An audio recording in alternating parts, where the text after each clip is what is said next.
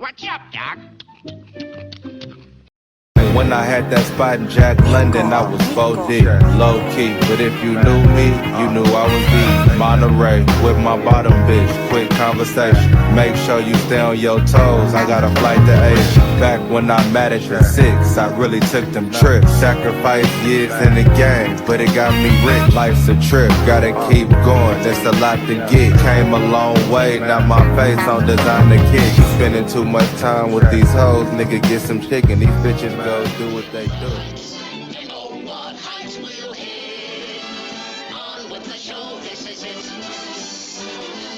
Happy New Year. New Year, STEM Talk, aka Dr. Marriott, aka Senor Problematico, aka Scrandito, aka the Leche Brother, aka your host. This, of course, is State of Wrestling, first State of Wrestling of 2026. With me all the time on this, mi gente, mi familia, mi pareja, of course, fellow stick guy, Arturo. Welcome American Numbers to the building. Feliz año nuevo a todo el mundo. Felicidades a todos. I'm trying to figure out what the zodiac here very quickly while you're kind of like talking. But I was gonna like say that it's been an interesting new year. We got some news to start the year, right? Yeah, I think a lot of good things. you said the line. You said the line. What are we doing first? I don't know. Because it's Friday, and we're gonna get this ahead of everybody else. Because I call us the number one news podcast there is, the best news podcast there was, and the best news podcast there ever will be. We'll start off with a little bit of kayfabe wrestling, whatever news. New WWE champion Drew. I was about to say Drew Galloway. That's his real name.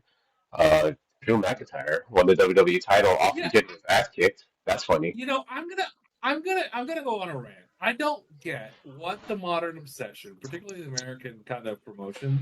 Why can you just not put you champion? If you're gonna have a guy be your top champion, right?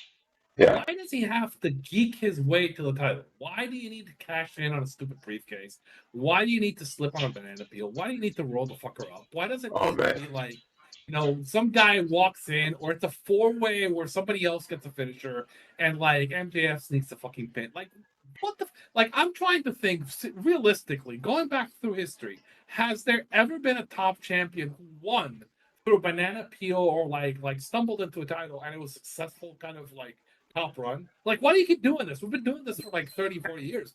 What the fuck is the point? Like, it makes no like this is like my pet peeve going to like it's gonna be the year of the horse in February. Yeah. The year of the horse, right? Going to the new year of the horse. Yeehaw! Should have been the year of the hangman, but okay, we're not getting into that. But why has it ever worked? Has one of these banana peel like reigns actually like drawn fucking money? Like my impression, it always geeks the guy out. It sets him up as weak. It devalues your title. It devalues the top of your card, the top of your scene. Like, fuck, just have the guy win, right? Like why do we like look at AEW? Like, I have not watched a minute of AEW since like the start, like since the mock speech essentially, because I've been watching other shit. But I have no interest in. Like, I'm gonna eventually get back. I'll watch the Monet Willow fight. I'll watch a couple other things and catch up. But effectively, you had Hangman lose the title to Joe on a banana peel win by like having like Hook, like the whole nonsense shit with Hook, and then you had the 4-way where I've seen highlights, and it's just like, okay, they hit their finishes on Joe, and like MJF takes advantage. So like you've essentially like devalued Liz by having 2 banana peel victories in a row. Now he's like lost the title by like having Fatu come in and like beat both of them up, and then like Drew basically falls out of the cage and he wins. Okay, it's like, what is the point of this guy? You want to make your top heel look like a weak little motherfucker, right? That's not going to draw money. It was so funny, man. He beat both their asses, and then like Drew just fell out. He just happened to fall out the ring. It's so dumb. And then like I'm looking at like, look, and we'll talk a little bit in New Japan later, but like I was honest, like the two guys who won titles on that Wrestle Kingdom show did it with submission victories. The other guy fucking counts, right? After a long match, they worked on it, and the fucking guy tapped. Right? It was a clean out of fucking whistle win for the guy who won, because essentially you're trying to set this up to like he's the champion, right? He's the top of the card. He's strong. Why is this obsession with like having like devaluing the top of the card and having weak champions? I don't fucking get it. Like, Mystico isn't Mystico, who's like literally like drawing money, like Mystico in 2025. I was comparing Mystico's year to like historical years, and I have to pull fucking Hogan. And like Hogan in '86, and like Steve Austin in '99, in terms of like tickets sold, and like Kanek in 1977, like literally, like I'm pulling motherfuckers who were having all time years. I'm like, is Mystico ever like looking like a geek? He never fucking looks like a geek, right? Like the one when he like lost, like when he loses, like it's like it's a loss that like is earned, and when he wins fucking strong. So I don't get why we have to have these like banana peel wins. No more 1 million tickets sold. And like my other pet peeve for 2026 is like no more fucking four ways. Like what? Like you should never work a four way for your top title. These are always dumb. They're always bad. What was the last good fucking? I cannot remember in my life. Literally thinking in my life as a wrestling fan, have I ever enjoyed a four way for a title? Right, one of these American. I'm talking American four ways. I'm not talking like a cibernetico, or I'm not talking one of these like everyone you got to pin everyone. No, I'm talking like the four way where like whoever pins the guy first wins. The banana peel four way, like that's nonsense. It never helps anybody. It's a bad booking. It's lazy. It's because like you're saying, like, oh, because I want to protect three guys in the fucking like motherfucker, just like you're essentially by doing this, you're devaluing the fucking card. And like I hate the bookers do it, and I hate the bookers that fall in love with it. And it's never a good fucking match. It's always just like finisher. And it's just like honestly, what is like I mean, like here's the thing, like if it's a ladder match or some sort of like there's some sort of that works, right? So like I can recall matches like that I enjoy. But a traditional American four-way or three-way where like whoever pins first wins, I've never enjoyed that fucking match. Like, I can't really recall a match that's ever made my top 10. And I've been making top 10s for like the years. Like I think I'm going on 5. I don't think I picked one. Oh man, It's shit. Oh, they are the last real triple. I mean, like I like triple threat matches, but like Okada, Dorada, and Takeshita, that wasn't for the top belt. That was for one of the mid card titles, and that's where kind of those gimmick matches belong. It's like that match was really fucking good, and that match, like the person who won strong, and it was the top belt, right? Yeah, and it wasn't like it was not the end of the story. Then it kind of worked. Like in that scenario, it worked, right? So I'll give on that, right? And that's part of it. Like, and then they had a singles match after that. Like, so that was but that was that's a match I really liked. Actually, it's probably going to be on my top 10 for the year. Point. But it's also not one of these like everyone got like visible wins. Like it was a really kind of well booked version, right? Yeah, everybody got their spots, especially Dorada looked amazing. That was like his coming out party for AEW. I would hate that match for like I'm trying to think. I think the other one I probably kind of liked was the international belt one. Yeah. With the when it was the Atlantic belt, which is like Pac and like Spooky Nerd and is Pac, Spooky Nerd, Rusev, and I think Chase Connors. Is that the match? Yeah, for the in that match, there was no champion coming in. So essentially, you're kind of like, okay, so you did a four-way to build up, and that match was cool. I mean, it's not my favorite style, and I would prefer those matches to be rare. But like AEW seems to be addicted to having these like like the shit that sucks about pro wrestling in America, like this is in both AEW and WWE, is the parody booking where we can't have all of our guys look like shit, or like losing makes you a loser, but like it just makes everybody look dumb. Like I didn't we didn't talk AEW since full gear, right? I think that's the last time we talked AEW on the show. As far as like, oh yeah, we're keeping up with it. Like when like the whole MJF deal, like it's kind of like it pushed me off because I don't like him as a character and the way he does all this stuff. I liked him in CMLL, but like I'm gonna let people know about a gimmick. Essentially, since the MJF Jay White match, I have not watched a single MJF segment live. Hey, since that match happened, I have refused to watch any segment live. Any MJF match is like longer than like 30 minutes, unless it's happening in Mexico. Like yeah, I'm not watching that shit. yeah, And I've skipped I like any match, like just like it's just no. I have no interest in MJF as champion. I have no interest in a segment where MJF is speaking. I have better things to do in my life, right? yeah, I just like it just annoyed me and made me unhappy, and I did not enjoy it. And there's better yeah. wrestling for me to watch. I just have no time for him. Uh, I watched the mystical stuff because I thought the mystical stuff was the best use for him and it was good.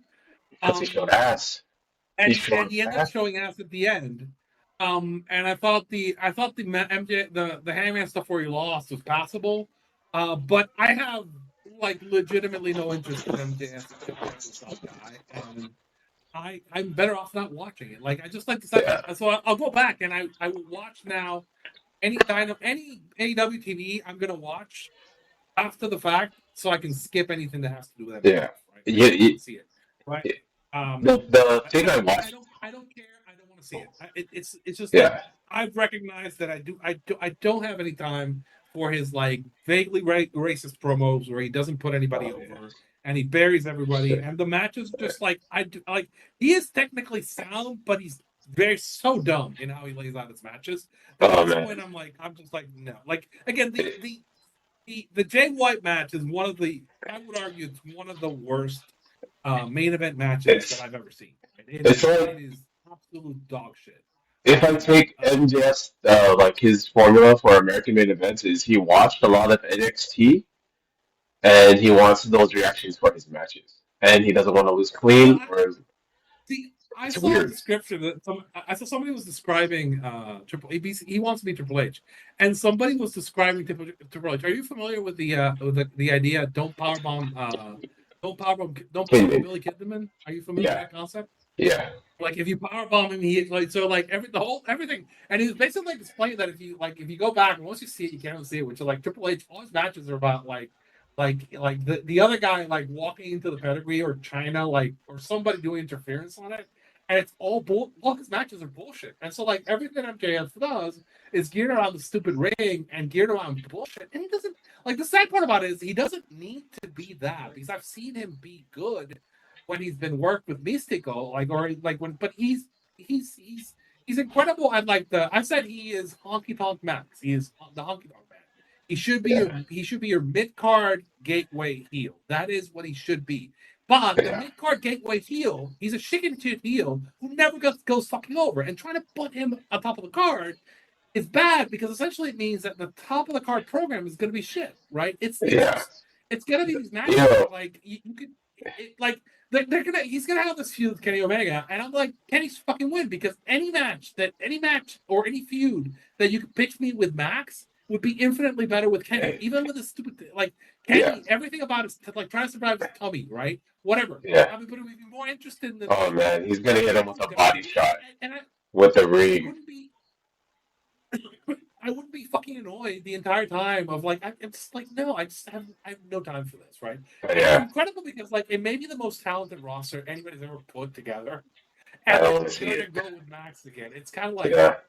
dude, like it's there's so many people I would rather have on top. Be more Hey, interesting. yeah. At least you know what? I'll watch the Mox matches. I think Mox is in a really good position. Oh, hey, I hey, would numbers. I would Usually say when Mox a I'm hoping yeah, Claudio, like I'm hoping Claudio is gonna eventually lose that Mexican heavyweight title to Hangman. Like yeah, I'm hoping that's gonna happen. that'd be Because that'd be great. fucking cool. Give me some Hangman in Arena Mexico. And I'm hoping Oh man, it's just but like I have no interest in the top of the card for AEW. put Like and I have no put interest in these segments that yeah, they're gonna have fucking Max on. man. Hey, I don't know. Anyway, sorry. Put Hangman in front of a casting director in Mexico. What's gonna happen? It's gonna be like Marco Corleone all over again. He's gonna get on the drama. He's gonna be one of the biggest stars, and he might leave his wife. I'm not gonna say that. I I will say this about AEW because I didn't get to talk about World's End. I was supposed to do like a whole whatever, but I ended up not watching it. And then I did see some things like, Moxie cut a face promo, and usually when you have a annoying heel champion, you'll have like a face champion underneath to like sort of like fix some things. And it's weird that they changed him face. He's so easily turned into a face. It's like he was wrestling bad on purpose to get heat. Uh, and Well, and no, there was, I mean, there was a whole arc with Mox. I mean, there was a whole really good arc, and the C2 was really good. And the whole thing with Mox really paid off. And I said I watched, and I knew I was going to do this. I watched World's End, the Mox match. I watched the speech, and I turned it off. I was like, oh, turn it off. I'm going to go watch it. That's in like the end of the show, right? Like, Hmm? how do you follow that? How do you follow Mox fighting from underneath, Well, no, bleeding? again, I was like, this is going to be a 4-way. This is going to suck. I know the typical Max layout. I don't need to watch this. Yeah, it's fine. I watched everything else. I thought the storyline, and I think I caught, you know what, I may have caught a little bit of like the next collision. So I've caught like other stuff. I'm gonna watch the Willow match, Yeah. and I'll catch up on some of the other stuff. But like, Yeah. I have no interest, Yeah. no interest in anything that to do with Max, right? Yeah. Skip me with that. Like they basically, I had not mixed the Dynamite in. God, I think I missed the Dynamite like 4 years, and I'm like, you know what? It's like, oh, Max, yeah, I don't need that. I'm like, oh, I'm gonna watch the Celtics. I'm like, no, I'll watch the Celtics, or I'll watch CP, or I'll watch I was watching like a Stardom show. I was watching All-Star Queendom, and then I was watching something. Like, I've been watching all this stuff. I actually I plopped down for New Japan. I knew I was gonna do it. I plopped down for New Japan. So like, people who don't know, like, so the New Japan subs run from the start of the month to the end of the month. So you get Stardom or New Japan subs. You need to get them at the beginning of the month, which I did. I did that, and then I watched like a couple of the shows, and I watched that Wrestle Kingdom card is fucking long. It's long. And I watched that the entire thing, including the pre-show, and then I watched the New Year's Dash. I was in the middle of watching the New Year's Dash when we went into that. I was watching the tag team match. Tag team match was pretty cool. I watched the fucking House of Torture match. And that was like kind of nonsense, but like we'll get into that. We'll talk about when we start talking Wrestle Kingdom. We'll get into that. Yeah. I was gonna make I got into the whole thing with like Drew. It's like, why do these companies, right? Why do they just go back to these dumb things? We know that like geeking out and having a guy geek out to win never works. So why fucking do it? Like, why do you fucking keep doing it? It's nonsense. Don't fucking do it. It doesn't work. Don't do it. It just devalues everybody. It devalues your wrestlers. It devalues your title. It's like it makes your audience like not have. I saw like like WWE puts out all these like, oh, people watching, and like people do that performatively when they see something happen. They go, oh my god, crazy. But like the funnier thing is seeing that the whole thing play out with the Benny Hill music. I love that. It's just funnier. I don't have a problem with Drew McIntyre winning the title. Like, Drew McIntyre winning the title was a problem. It's just that. But the way you did it, you made him look like a goof, right? Like, just have him win. Like I mean, it's not like Cody. He's a fucking Rhodes. You're telling me Cody Rhodes can't fucking chase, right? Cody Rhodes can't. Like, I saw Cody Rhodes in AEW. I saw him take a loss to MJF. I saw him chase, right? The Brody program is tremendous. Around the fucking chase. He is tremendous on the chase. So just let him fucking lose and chase, right? Like, I don't know why you have to like go to this paradigm. It never fucking works. The geek who like wins on a banana peel never gets the fuck over. Right? It's like I go back to like when Ambrose, when he should have won the title when he won the title. Like, so he should have won in the Rumble. And then fucking Triple H had to win. And then he wins on the fucking he won on a cash in, right? I think he wins on the cash in because like Roman was going on their suspension, right? God, it's like, I don't remember, but like he like won like on like a thing. Yeah. Like, instead of having him win strong, right? And start his reign right, you had him win like a geek, right? And it just like stop doing that shit. Like the same thing, like people were like, oh well, the Seth reigns were shit. Well, part of the Seth reigns, a lot of them like he would win like a fucking geek, right? Yeah. You cash in, right? And then like it's like, dude, stop that. Like, no, like have these guys win strong, right? Occasionally you gotta do that, right? Yeah. I'm trying to think. Last time they like had a guy like a new guy with like, Cody won strong. Well, what do you do? Like the whole Cody thing. Like, if he'd won the first time, it would have been strong. But I mean, like I think he overcome that. Like I remember been one strong. Yeah.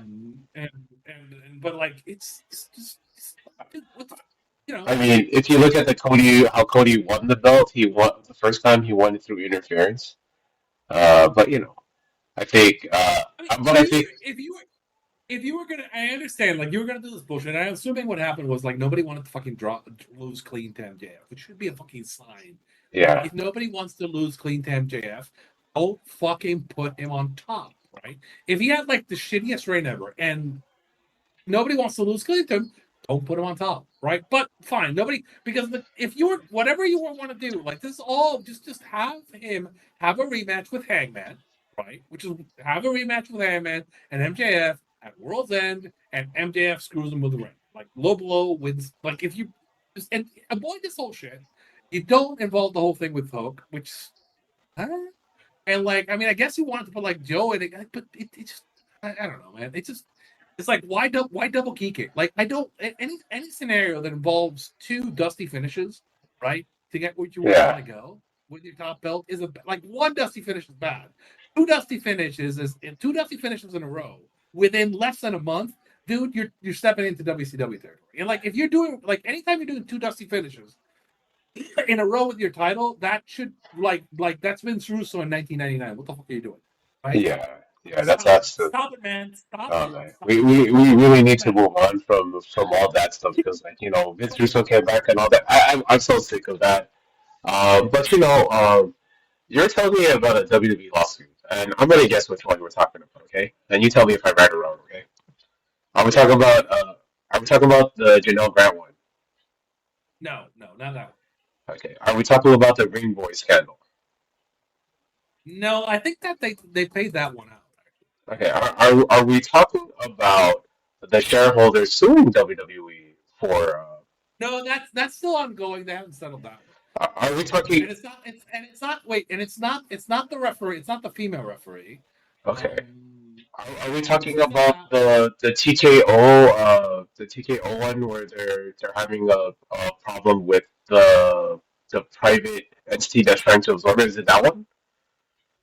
no, not No. that one. Okay. And Is it's is not it was it? and it's not the Andrade one because it's officially a Oh. champion.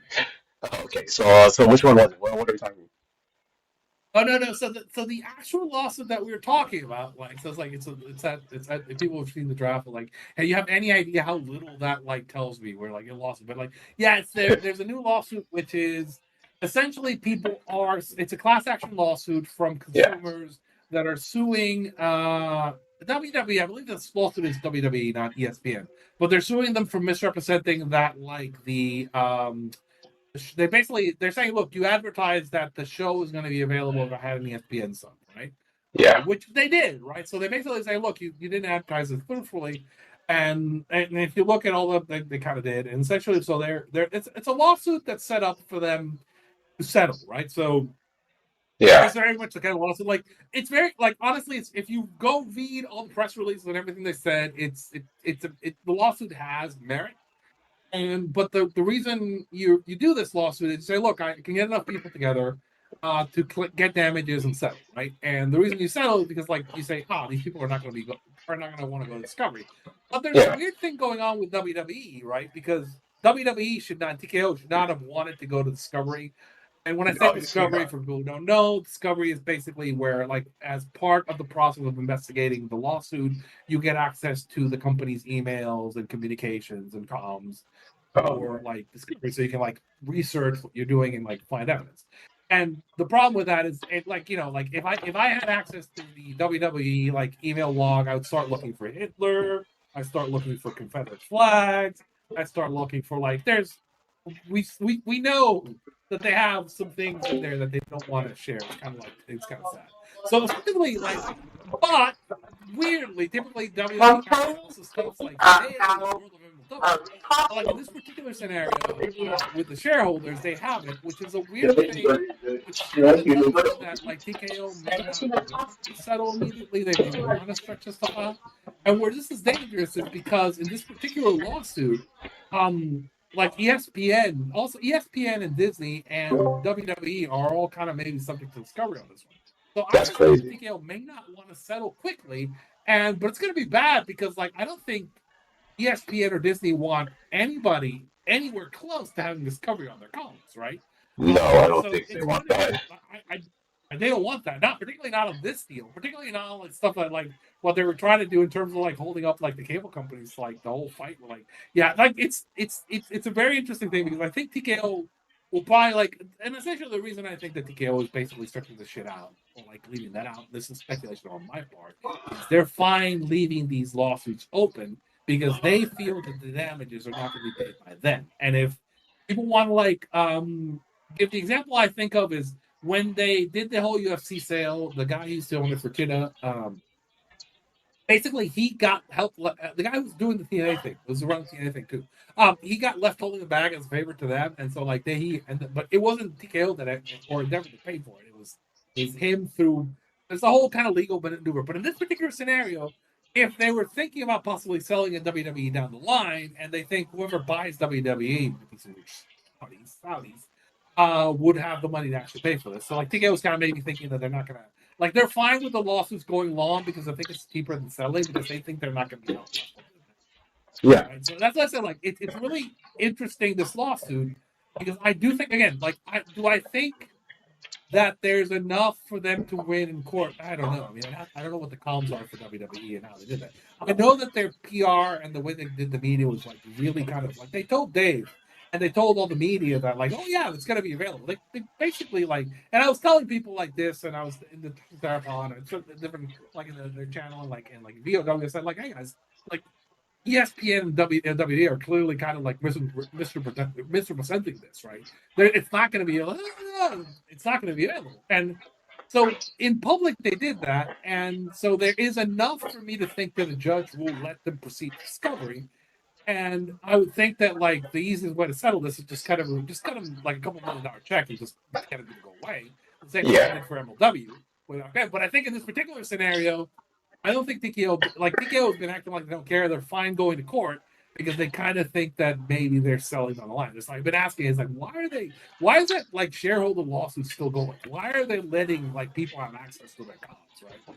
It's really that's the kind of it's really interesting that part. Like, why would you I let mean these that's kind of lawsuits go on instead of like making them disappear, like letting them just make yeah, it go away? just write a fucking you can just fucking write a check and not even think about it. Like Yeah. and these are like these lawsuits are bad PR. I mean, like again, I think the other part is I don't think TKO particularly cares at this point. I mean, if they think they're selling, and they also have like long-term deals with people, so they all their key money's locked up, so they don't care about stretching out these lawsuits. But again, it's not like the people who are suing WWE in both these cases like I mean, like the way this works is like if you're a lawyer, there's these like I don't know who filed the lawsuit, but I would probably get without looking. I have not looked at the filing for this latest lawsuit, Yeah. but I am assuming when I look to see which law firm filed it, it's going to be like something like the MLW lawsuit, where like immediately when I looked at the filing, I was like, oh, it was one of these like big lockup, like one of these like big lawyer companies in the U.S. who basically just make a killing on this shit because they have actually look at these things and go like, oh, this is they have an equation. Like guys, if you've never kind of worked with us, they have an equation. These lawsuits, crunch some numbers and say like, oh, this lawsuit is worth this much money to settle. Right? So I can spend these many hours and get the settlement. These are like the big law firms. So I'm going to assume what happened was somebody like looked at this and said like, yeah, this is a class action lawsuit. It's an easy win. I can make this much money to settle. Like this is not like whoever. I'm assuming whoever picked this up is not thinking about a long kind of like even here's the thing if they go long for them like it's one of these things where like I can either get a settlement or they take me we go to court and I get paid right so like and I probably think when they've done this like the end goal is like this there's an actuary table that says like this is going to give you this much money right? And again I am assuming I have not looked but I am assuming whoever is like doing this is probably a big firm that like it might be one of the situations where like it wasn't the consumers calling them, it was the law firm going like, "Hey, we can make some money on this, right?" Yeah. Like, and I think that, and again, I think the MLW thing was similar. Like, where I looked at it, it's like, "Oh," and people were like, "Oh," I'm like, "No, this MLW thing is not going to work." Or like, and I looked at who was doing the filing, and I was like, "No, WWE's going to fucking pay them." Yeah. Like, no, WWE's going to pay them because like this, like when this is the kind of law firm that when they take this kind of case, they have a number in mind. Like they're like, there's this number, and you basically are paying them to go away. right? And I think this is what's going to happen here. But again, if this goes to court, then it's more smoke to the fire that hey, maybe TKO is thinking about selling down the line because again, you can settle this with like a check. I mean, this is just kind of like you pay. I want to tell you this. I want to tell you this, Arturo. So I just put WWE in my search bar right now, right? And guess what the third item was on the WWE? What is it? WWE lawsuit. That's the third thing down. I think that's funny for me. I think that's funny. That's just funny. I thought you were. Oh no, actually, I put lawsuit right. I said WWE lawsuit right. Yeah. Search bar. Hold on. I go lawsuit. It says John Cena, Janelle Grant, Brock Lesnar against Hardest Manufacturer. That's the Owen Hart one. The Hardest Manufacturer. Concussion list of wrestlers. I think that's the guy. I forget his name. The guy who went to Harvard. Yeah. I remember that. The Stone Cold one. Yeah. The lawsuit settlement. The settlement. 2016, and we didn't get into the Rey Mysterio lawsuit. It was a Rey Mysterio lawsuit. What is this lawsuit ATV? What the hell is this ATV lawsuit? Oh, I think the lady got hit at WrestleMania last year. The lady. Oh, the ATV. Oh, yeah. Crashed right next to Nick Khan. That's the funniest part. I think it was next to Nick Khan or Ariel Manuel, one of them. They just crashed right. Okay, so this particular lawsuit, I'm gonna say lawsuit ESPN, right? Yeah. Okay, so facing class action lawsuit. I'm curious to see which law firm filed this fucking thing. And pardon my French on this one. It says first of many. I thought they had the filing. It says new class. Okay, post wrestling. I'm looking, guys. I'm looking live. The District of Connecticut. God, if they had the filing, this is like nobody has the filing. If they had the filing, I can figure out. Yeah, we'll probably have that within the next week. But this is just another on top of another one. Right. If somebody out there wants to do the work, what you do is you find somebody goes out and one of you guys will go out and find it. You'll find the filing in Connecticut. You open it and you'll figure out who's doing it, and then you look up the law firm. And I say like my guess is it's going to be one of like 5 or 6 law firms, like who figure. If it's like some fly by night, but it doesn't sound like it. It sounds like it's going to be somebody who kind of because again, I think there is enough smoke where they can make a settlement. This is basically somebody's fishing for something, and I think they have more than reasonable costs on this because and again, it's one of these things where companies just some shit and from the side of the company, it might cost them some money, but it's a cost of doing business basically. Oh yeah. In other business news, because this is State of Wrestling, we talk a lot about money and business. January 5th, Versant launched 2 middling numbers, but Versant is sort of it was split off from the Universal. Okay, so Versant is what used to be and it's basically NBC. Think about it as NBC cable. Is the way to kind of think about it. It's the NBC is actually the way to kind of think about it. Is back in the day, the company was set up. Comcast had a arm that was like basic cable that had USA, and it had all MSNBC and all those. Network. And actually, Dave Sosloff used to be the president of that shit. And so basically, when they did the split, Comcast basically split off all the linear networks. It's the same thing that. Warner was going to do with TNT and TBS, and actually, in a previous podcast, apparently the plan was at some point that they were going to the split that was going to happen with Warner. It might be that Versant, which is the NBC cable arm, was going to merge with the new Warner cable thing. The Discord, I think they're going to call it Discovery. Discovery Cable Networks. It was Discovery Cable. So there may have been a plan for them to merge, and the plan may have been for Comcast.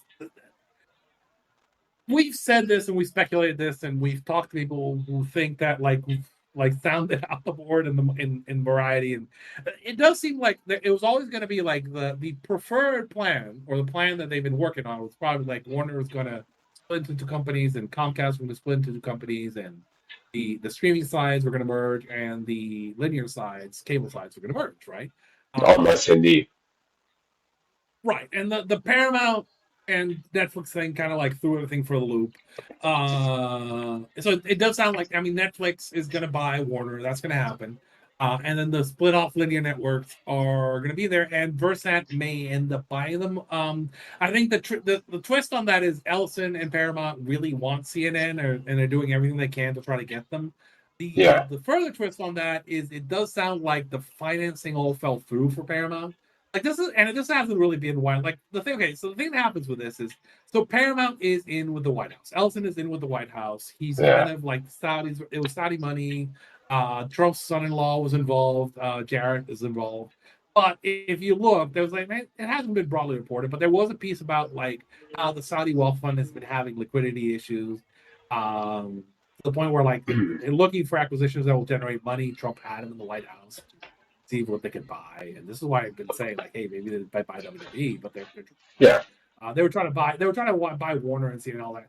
And I think the last I read was that like Jared pulled out of the whole thing. The financing for the Paramount side of the deal kind of fell off, and it hasn't been broadly reported because I think a couple of reasons it hasn't been broadly reported is and Paramount kind of took over CBS and they're They kind of running this control. kind of like Yeah, yeah. they've taken over And CBS I think completely. They've media become propaganda. and media has been like the problem with that is like some shots have been taken on this in the media, but I think both Comcast and anything Warner media friendly or Comcast media friendly or Netflix media friendly sides are trying to avoid being partisan with this particular one. But Yeah. even though the Paramount bid is kind of like, dude, my impression on the Paramount bid is the Paramount bid kind of fell apart, right? Yeah. I mean, in terms of like the money that was there, it's kind of like funny money. And I explained this before. It's like basically they're saying like, oh, well, basically they're going to buy them on debt. So essentially you do a leverage buyout where you take on debt, and so essentially the company like winds up with a bunch of debt. And the entire point of what both Comcast and Warner were trying to do was Yeah. basically they're basically gonna split off all the debt into the linear companies, and essentially that lets them write them off as part of the sale. So essentially, Yeah. both Comcast and Warner were trying to position themselves with all the streaming, the studios, and the IP, and none of the debt, right? So Yeah. having Paramount come in with a debt-heavy offer, even though they say, "Oh, it's more money," is bullshit because that's nobody in streaming who's smart, right? And I'm considering I'm considering both Comcast, my former employer, and I'm considering Warner Saslow, who's proven that he knows what the fuck he's doing, as Yeah. smart. And none of the smart companies do not want that, and Netflix also does not have that. So like the Netflix deals, Netflix literally came in and said, like, look, we're going to buy you because you fit a lot of like what Netflix is trying to do is they're trying to buy all this content so they don't have to like, so they can get the Looney Tunes IP, they can get the Oh. superhero Yeah. IPs, the studio, which is IP, it's the old Turner classic movies model, or like the Yeah. Boomerang model. Or like I own the Hanna-Barbera cartoons, and I own like the Herculoids, and I own Space Ghost, and I own Bugs Yeah. Bunny, and all this stuff is content that I can put on my network. And like they were putting all the one of the things they put all the free Looney Tunes stuff on Tubi, and it did great. Right? So Yeah. this is the kind of It's content. killing it on This is Tubi. I want to take this. I want to take this little point out to say shout out to you, Kaiser Beans. They have a whole series on the Looney Tunes on their YouTube. It's something that I watched over. Like they've done it like over the last. It's like a 5 year project. And if you have questions about Warner Brothers and their history of being absorbed into other conglomerations, it's something to watch because Warner Brothers has a history of being absorbed into different sort of programs. What one of them was Turner Entertainment. Doc, So you like me getting weird, right? yeah, Have I ever told you the story of Kinney Company of Kinney? I think it's Kinney Cleaning, I believe Kinney Cleaning and Warner, right? yeah, we were alluding to it with BJ. Yeah. Shout out to you, BJ. It was called Kinney National Company, right? And Yeah, Kinney National it was a holding company in New York City that was founded to the merger of Kinney Service Corporation and National Cleaning Contractors. So essentially, Kinney Services was a funeral home, parking facilities, and yeah, maintenance firm company that was run by the mob. Right? It was a so the yeah, origin of Warner Brothers is basically it was basically a money laundering company for the mob, essentially yeah. in New York. Right? That's the Allegedly. origin of No, there's no allegedly. I mean, like I can cite you the books about it and like who was running it and Oh who owned no, it and I'm who saying owned it. allegedly for just because I I mean, respect sure. Like yeah, I'm scratching my nose, Doc. I am scratching my yeah, nose, right? yeah, Allegedly, okay, fine. But essentially the origins of Warner. Warner's really interesting because Warner essentially was, if you've ever watched Godfather Part Two, right? yeah, Where like they're talking about how like we're gonna. So yeah, Warner Brothers is Godfather Part Two, right? Godfather. I'm not gonna say oh, anything more, but like yes, that's what it is, right? Like, and yeah, that's how kind of like Kitty National Service Corporation and everyone who's involved in that and kind of how the money moved. I'm not. It's topic for another pod.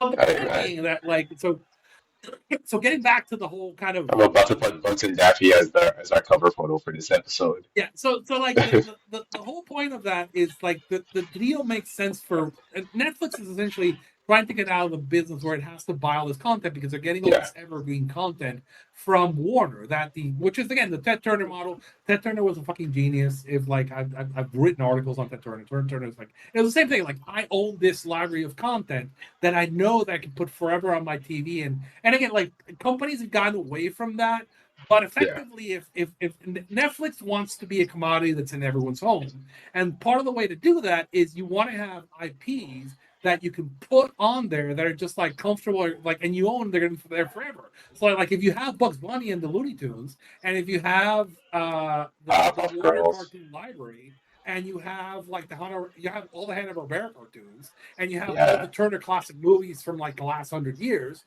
or like sorry, the MGM studio movies and all that. Like you just put that there, and that is a very safe set of content that you can use to like make your service kind of a commodity, right? Your service yeah, becomes kind of a thing, and people got away from that, but like I think smartly they've recognized that it was going to get in. I think that Comcast was trying to do that. Like Comcast has been doing that with some of the shows, but again, it was a good fit for them. And also, kind of like again, the uh, other part for Netflix is you have the HBO library. The HBO yeah. library is a huge freaking deal. Like the Hey, HBO yeah, Arturo, recently I guess they said that WWE Library is going on to Netflix.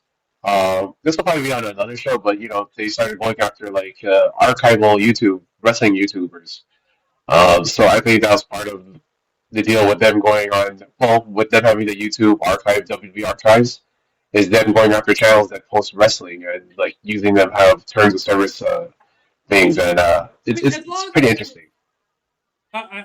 God, what is the name of the guy who says that piracy is God? There's a guy on YouTube who does that basically. Like, my point on this, so essentially, as long as the content is Yeah, available, right? Then I have no problem. Like if it's available on the service, it's easily available. That's fine. Like my problem's gonna be like one of my problems is gonna be like just saying right now, like who owns the tapes for Puerto Rico? yeah, It's God, WWE owns the tapes of Puerto Rico, and they don't yeah. make them available. So, like, what are they going to Are they going to shut up the? I'm like, I'm not even going to say the name of this channel, but I there's don't a want certain to. channel that has a bunch of the WWE or the WWC stuff. Yeah, And are they going to go after that? Like, if they're not putting the service up, I'm like, so I'm not going to get into that particular one. But like, again, the whole point of this, right, was yeah, doing that. And again, getting back to Paramount, Paramount's coming in. It's like, oh, we're going to put all this down on you, and like rightly, I mean, a lot of the companies. Oh God, there's a great movie on speaking of the HBO library, which is called Barbarians at the Gate, right? oh yeah, yeah, Which yeah. is Barbarians at the Gate on HBO is about the RJR Nabisco merger, right? Way back in Mhm. the '80s, and there's a whole thing about they're talking about the Barbarians at the Gate is exactly this, which is the equity capital coming into the company with debt, right? And they're Yeah, coming in with all this nonsense debt to pay everybody out, and the executives of the company say yes, but essentially it wrecks the company because it wrecks the. It basically means a successful company can go broke because you absorbed all the debt to pay out all these useless executives who don't do anything. And I think that's kind of like smartly Zaslav and Comcast and Netflix all are like, no, this is bullshit. We don't want like Salah's like, no, I don't want that, right? And so he's like, if you look, he's basically told Paramount no multiple times. He's told them no multiple times directly. He's told yeah, them no privately. He's told them no. He's told them no through the when I said through the trades where he's leaked shit on that.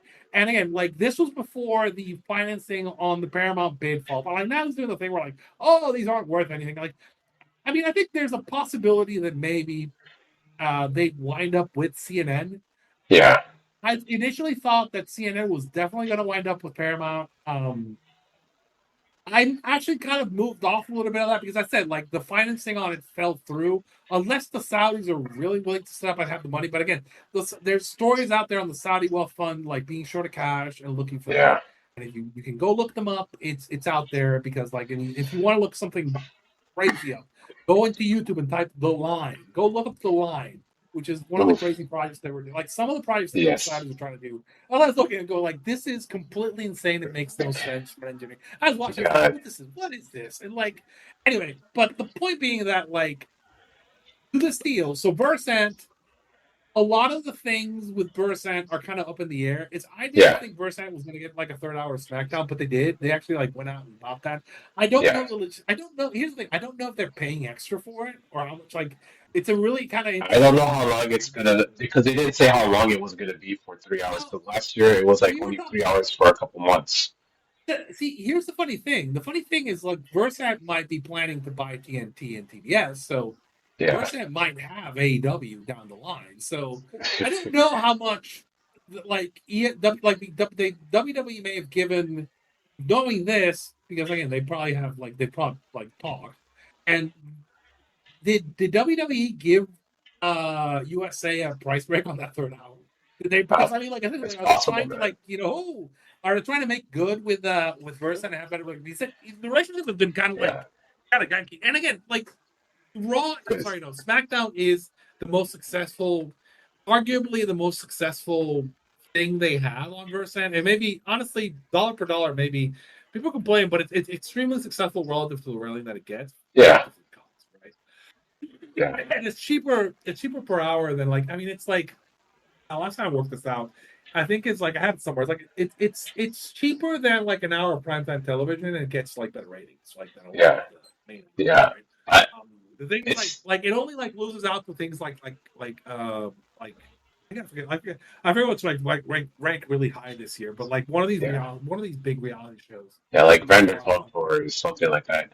I I think like because when I was looking it up because I follow those I follow stocks and all that stuff. So like one of the big things that popped up every time I looked up Versat was like Versat looking to move towards purchasing the WBD properties, and Zaslav being positive towards these kind of things, and because I think they were talking about Zaslav was looking to unload these TV properties, whether well, I think I the mean, physical I TV think channels. one thing that happens that people who are familiar with sports might know this, but like you trade with people you like, and Yeah, you have a circle of friends. Like the Celtics make a trade, I wouldn't be surprised to make a trade with like Utah because Danny Ainge is there, and Danny Ainge used to run their team, and like a bunch of the yeah, guys were there, kind of like or like the Rockets are another team that because again, even though that ended kind of poorly with the coach, there's some connections. Like their teams have yeah. connections or circles of connections. And I've said this before, Zaslav is a Comcast guy. He is a Oh, Yee kind of like trained guy I'm from them. And he's so I mean like he of course is he friendly with the Versant guys? Yeah, I mean like yeah, they're all similar kind of they're similar brain, right? They're similar trained, similar brain. yeah, So yeah, I mean, like he'd be friendly for that because I mean I think again the intention with the linear channels, some of that is they like I mean I would not be shocked, and I've said this, if the streaming companies come back and they buy cable channels back like 2 or 3 years down the line, right? They're essentially gonna. I suspect they're gonna buy if some of these channels are available cheap, like 2 3 years down the line. I think they might be interested in getting them because there yeah, is value in having a linear distribution method. I think. Just not at the current like essentially they're selling them off to like clear off the price and clear off the yeah. debt, right? Oh They may yeah, come back and say, hey, you know, yeah. That part's very interesting. I do want to say this, but I don't think I said this on the show yet.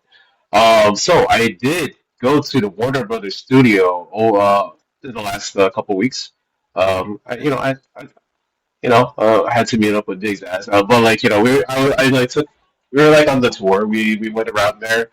Uh, yeah, Big Zaz does wear that sport coat everywhere. I should have took a Mark pick. I should have took a Mark pick. I wish I took a Mark pick. Well, because we were just walking. We were doing that. There was a Gilmore Girls thing there, right? And like, but they also had executive. They were saying like, oh, whatever. There's executives walking around and stuff. I'm not sure if that was the same day that Netflix guys were there, but we were doing the tour, and there was like paparazzi there for, I don't know, to capture some of them. That probably was the same day. But I went to I went to the Warner Brothers parking lot, saw where the Animaniacs lived, and I had a good time there. If you're ever in Los Angeles, check out the Warner Brothers lot. I am not sponsored by Warner Brothers. I just want to say that. I've done the tour. The tour's cool. The tour's cool. Yeah, that's pretty cool. Yeah, it's pretty cool. I like it. It's LA. LA's fun. I like LA when I've gone to LA. Right, a Yeah, couple times I've gone. yeah. You get to see all the batsuits. I love that part because they had like the OG like the Adam West batsuit up there for a thing for like display, and then they had all like the batsuits from the movies. I'm a bat mark, so like I enjoyed that part of it. Um, Actually, like the story. The story with me. I went to LA for a live final. When I say live final, I went to a live DraftKings and FanDuel final for nice. basketball, and we won. We won the final. We won the live final for basketball. Eddie Maria and Dirk Nowitzki. And I remember like we were trying to kill each other. But like the point was we stayed, I stayed basically like I don't know, like 5-minute walk from the Walk of Fame is where the hotel we were staying, and then we rented a house. And we Yeah, stayed for a while because like we were out there and like my wife, I was with my wife and she wanted to watch she wanted to go to Big Bang taping. And the story yeah, like we ended up going like the 3 tapings, and the first 2, we were essentially like the last people not to get in, because the way that works is if you go to LA, you can go to these shows and they have to like give away the tickets. But the 2 times, so essentially we get there and they bring in family for the cast members at the last minute. And so yeah, apparently the cast members getting ahead of us. So we had a pass for the next taping. And so my wife's like, doesn't want to leave. It's LA. I'm in LA. At that time I was working remotely, so it didn't fucking matter. It's like, yeah. yeah, She was like, it's fine. We can live in. It's like, don't worry, honey. We can live in LA for 3 months. We ended up living we ended up staying for for like 2-3 months. Our sister's in San Diego, so yeah. like we drive down to San Diego. We did the San Diego Zoo. We did Disneyland. We did Yellowstone. We did It's a good time. Griffith Park. We were on the beach. It was like it's fine. And it's Yeah, like this is back in like when Airbnb was like didn't make it do shores, so you could just rent an Airbnb and it was fine. And yeah, we just spent and I was getting paid. Like, look, I was there and I was really literally getting paid because I was working. It was nice because because of the 3-hour difference, I was working against the basketball games. The basketball game would start at 7, right, East Coast, and I was like being in my day, but that's like 4 o'clock. So like I'd be out at 4. And like I just hang out like and go to like drive around LA, whatever, and like we drove San Francisco. We went to like north of Frisco to Wine. This thing was great. Anyway, but the point being that like I mean like we LA's nice, man. That's the point. yeah, And we did all the yeah, studios when we were like, yeah. yeah. Like it's funny. My wife, I joke with my wife, but every time I've gone to a TV. I went to the Prices Right with my wife, right?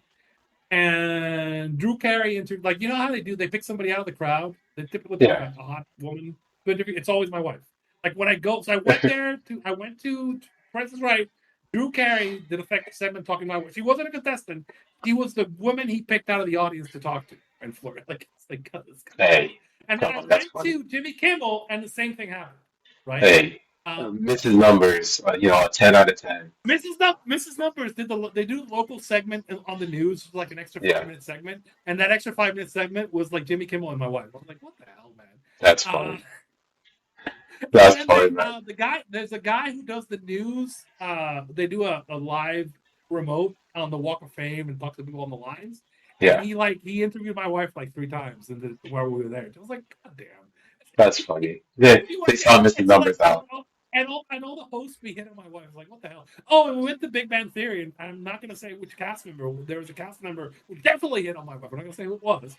It was one of the guests. It wasn't a regular, but like, well, he's very nice. I'm not going to say, but he's very nice to her. But my wife is like, Yeah. I'm saying like the point is like my wife is the girl who like people want to talk to her. Like, Hey, I don't like that's nobody was inappropriate. People were just well, like yeah. people just were really nice. Hey, I man. mentioned that when we go place, I'm like, yeah, my wife was like, I said my English isn't good. It's like, no, honey, you go talk to them, right? Because I know she's my secret weapon. I'm like, you just go talk to them, honey. Hey, If it's a guy, I'm like, go talk to her. Go talk to them. yeah. Like, that's. I want to get some. I want to get some Oh calls. man, Go talk to them. that's what my wife uses me as. My wife uses me as the schmoozer because she says I have a way of charming people to do things for us. It's a good position to be in. I'm Well, just, I'm just, I remember like what was really cool is one of the times we went to Kimmel. yeah, Since again my wife gets everything, we got to like they do a concert backstage, and so we got to like I got to stand like in the front. It was Roger Waters, so I was like literally standing like 5 feet from Roger Waters. He was playing. He played the whole set. I was like, oh, this is fucking cool, nice. right? So, but again, because again my wife did the remotes, so Hey, I'm standing next to her. They want her on camera, so they put me on front with like, I was like. yeah, I mean, man. I guess they want to put me on front too. When we went to we did the every time we do the New York shows, we did the New York like the radio. They do the recording stuff like Yeah. they would put us in front too. So I would get on TV. Like every time I do one of these things, like because I'm standing next to my wife, I get Oh man. like, and I hate having my picture taken, but I get camera, man. Oh yeah. That's something that I'm thinking about because you kind of I guess when you get press passes to stuff like you don't really get in front of the camera. But you know what? I'm gonna take a break right here. Here in like in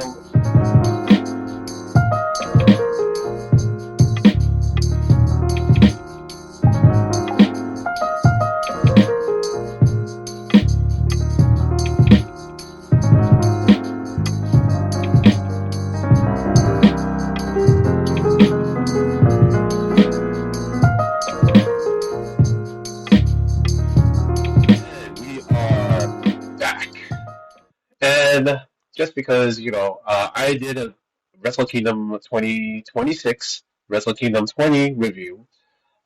Catch it. It's here. It's on the channel. You can listen to it. Please listen to it. I got with me, of course, that one, Rich Latta, TKZ, Matt Dawson, my little buddies on me. And one of the people missing on that because he tried to join the chat and I didn't see it in time was Numbers, but he was smart. He was coughing like a dog, like you hear me cough. But yeah, man, I know you've been holding this in, like Piccolo Orange. Dog. Yeah, It would not have been good. It would not have been good. It would like I would have like been coughing and it would not have worked. yeah, On this one, like Doc's gonna cough and I'm not gonna cough, so it'll be fine. yeah. That's fine. Maybe cough a little bit. Yeah, yeah, because I know you've been holding this in, just like Piccolo was holding in his like hidden talent until the dragon unleashed it in Dragon Ball Superhero. So as the Gohan to your Piccolo, go ahead, man, unleash on your Wrestle Kingdom takes. So I get to babysit your kids? What's this No, no, I'm the kid you babysit, and then you babysit my little brother. Yeah, so I'm saying it's like who's the Goku in this picture? I don't know, man. Okay, so like Mr. Piccolo. Wrestle Kingdom. I have some thoughts about ¿Qué pasó, Gohan? I'm doing the Spanish Piccolo. Senor Piccolo. Gohan, deja de hacer eso. Sorry. But I was gonna say, so Wrestle Kingdom, I have thoughts. Actually, like my first one is someone in the New Japan booking office really likes Memphis, right? Because I thought that both Aaron Wolf, was very much doing Lawler, and this is me being very complimentary to him. He was very much in that match. I love that match, and he was very much working like Lawler, where like he was bumping very well for like a bunch of like basically it was like Lawler bumping for like the Jimmy Hart Army is what he's gonna do for like the House. Yeah. He's very good bumping. His emotions were great. He was selling great. His kicks were great. His throws were great. Like the breakout when he did the thing with like I don't know. Somebody's obsessed with the Boston Crab because like there was Boston Crabs everywhere in the Wrestle Kingdom part. But it's the push spot, fired up, and it was really well. It holds really well. I thought that Wolf is perfectly set up to me to be like essentially like he can just have a Jerry Lawler type babyface run where he basically works against all the house, and then he works against all the TMDK. He can work the TMDK guys. He can work the new the new United Kingdom thing. He can just work all the heels and just do the stuff where like he's working like Lawler. and it's gonna be great. And then Got the it. thing he needs to work on is he needs to like look at some like Lawler tapes or like Big AJ tapes and like get that. He needs to get that the right hand. He needs to get that right hand. And Oh because I man. really want him to like have, I want him to have the Lawler like singlet. Like he's got to like. I feel like he has to have a singlet, like a. He has to have a like the strap that he can drop, right? He Oh needs yeah, that. that Big because dude. He needs that strap. Like when he's fired yeah. up, he's got to drop that strap and I'm gonna punch like because he did some of that. Like if you watch it, it's kind of cool because it's again very Memphis. He comes out, he takes off the costume, he shaves his head, and like yeah, like, everybody's into it, right? But now he's got like the young boy tights, and I'm hoping he has some like I would like him. I was thinking looking at him going like I was thinking Kevin Owens. And I was thinking Jerry Lawler. It's like, but again, he's working Oh for man. his I for love Lawler. I love He the needs. powder in the face also. I want him That's to so have that Memphis. singlet he can drop. He needs to have Yeah. something like Hey, that singlet that he drops when he gets mad. And I want him to yeah. have like a good right hand. Like he did some right hands, but they were fine. The kicks were better. The kicks Hey were better off numbers. the shoulder. Numbers. I want him to get a Please. good. He needs to get a good working right hand. If he Hey gets a numbers. bad hand, I'm set. So one of the guys that he says he looks up to, I think Walker said this on, he said this on Yeah, Kurt commentary on Angle. That's Dash. like yeah, Kurt I Angle. want him with a Kurt Angle singlet. Yeah, no, that'd be great. And Angle would do that. Angle would get mad and would drop the singlet, right? But again, Angle's doing the Angle gimmick, right? So Angle, like he's doing the thing where he's dropping it, and I want yeah, Kirk's in it fits. And I mean, I thought like it was an extremely somebody in the office understood the simple things. It's the same reason why I like Big Boom AJ, right? Yeah. Because all you really need, if you can bump like and you can bump well, sell with your expressions, which he did. He had the crowd in the palm of his hands. He bumped really well. The entire match was built around him bumping. His kicks were impressive. His throws and holds were impressive. Oh The man. only thing That I power slam. want that right hand. I need him to have that working hand, or like either a hand or like the strike. He needs that strike when he's firing up, and like it's perfect. You don't need that much. You don't need that much to be a babyface. Now he can. Again, I don't know the tricky bit is going to be like, can he work with a flyer? Can he? I wouldn't put him with like Callum Newman or anything because I don't know that he can work Callum yet because I don't know how he is at basic. Right? Man, But I if do he's not want to see working that with, DLP match. well, no, but I mean, like, I want him, like, if he's working, like anybody from the house, right? Yeah. He can work that Memphis style, and he's really good at it. Like, his expressions. The thing, it's actually kind of a funny thing where, like, somebody said this, like, the Olympians have to, like, fire to the crowd as part of, like, the performance. And it's the same thing that, like, Angle was good at from the go, connecting to the crowd, right? Yeah. And I think like Wolf was really good at connecting to the crowd in that match. And also, again, the thing that was really great was the selling. Like somebody like to give you an example, Hook has never figured out how to bump for the other guy that well. He's never bumped that, and like Yeah. that entire match. The thing we were like, oh, he's not. It's like, look, if you can bump at the level that he was bumping in that match, and he never got lost in that match, right? Yeah. And the other part I loved was they did the table spot, right? Mm.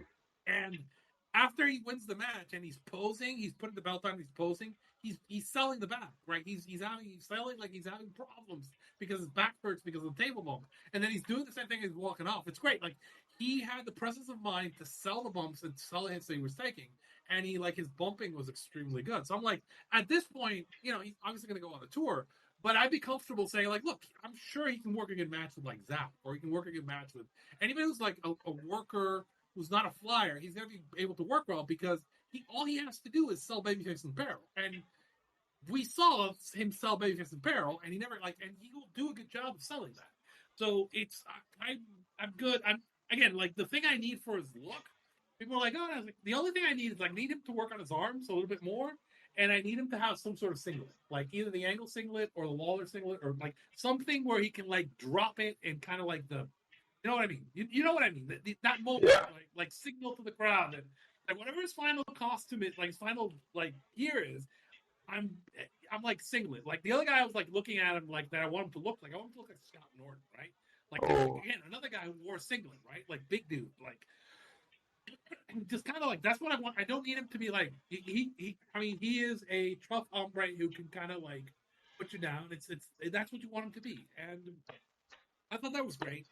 I thought one thing, and I think Chris and Sarah mentioned this, what was on TV, and you talked about, like, people have said this. It was a big deal. They did the Wrestle Kingdom on TV. They did Yeah, 3.5 million, which is a huge, huge, amazing. huge number. That'd be like that's the kind of numbers that like an old school Saturday Night main events would get, like in comparison, adjusted for kind of population. That's a huge number.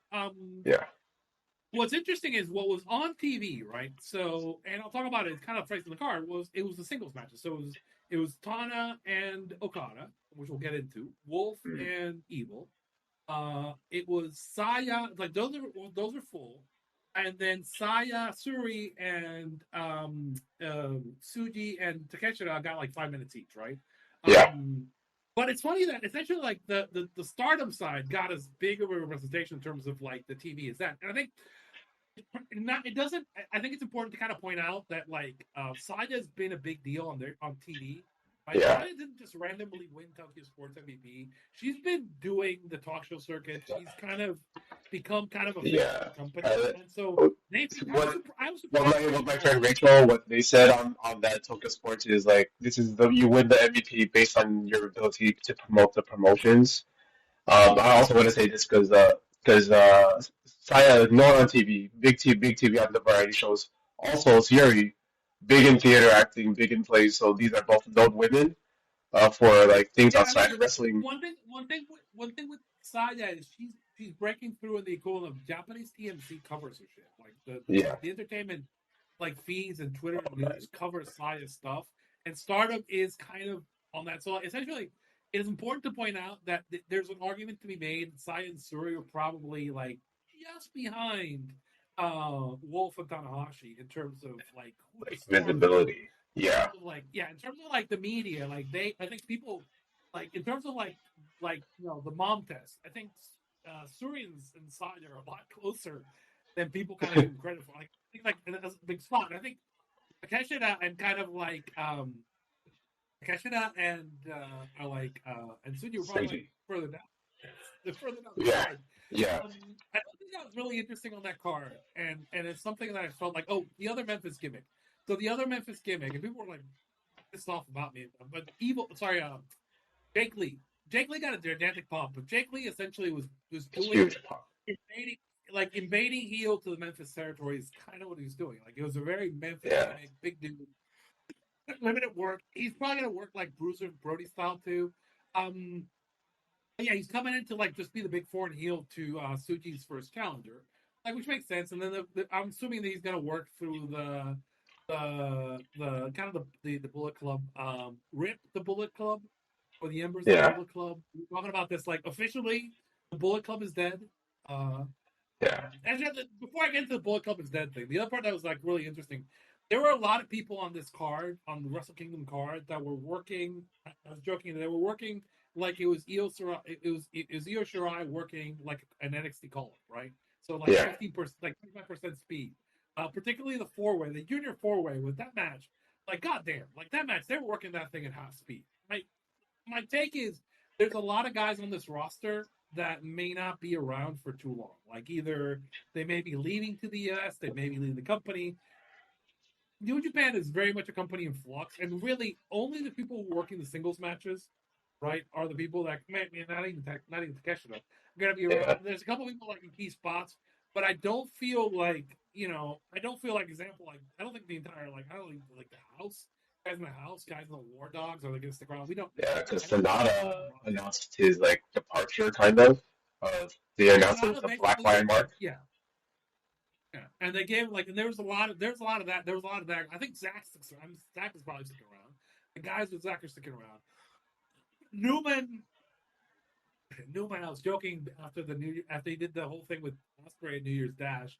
And he's the guy that like he may be the guy that Don Callis was talking about being in his developmental because he's doing the Kyle thing. Oh my God! He's gonna hit him with a chair like, it's Callum Newman. It's Callum Newman. Not gotta be Don Callis.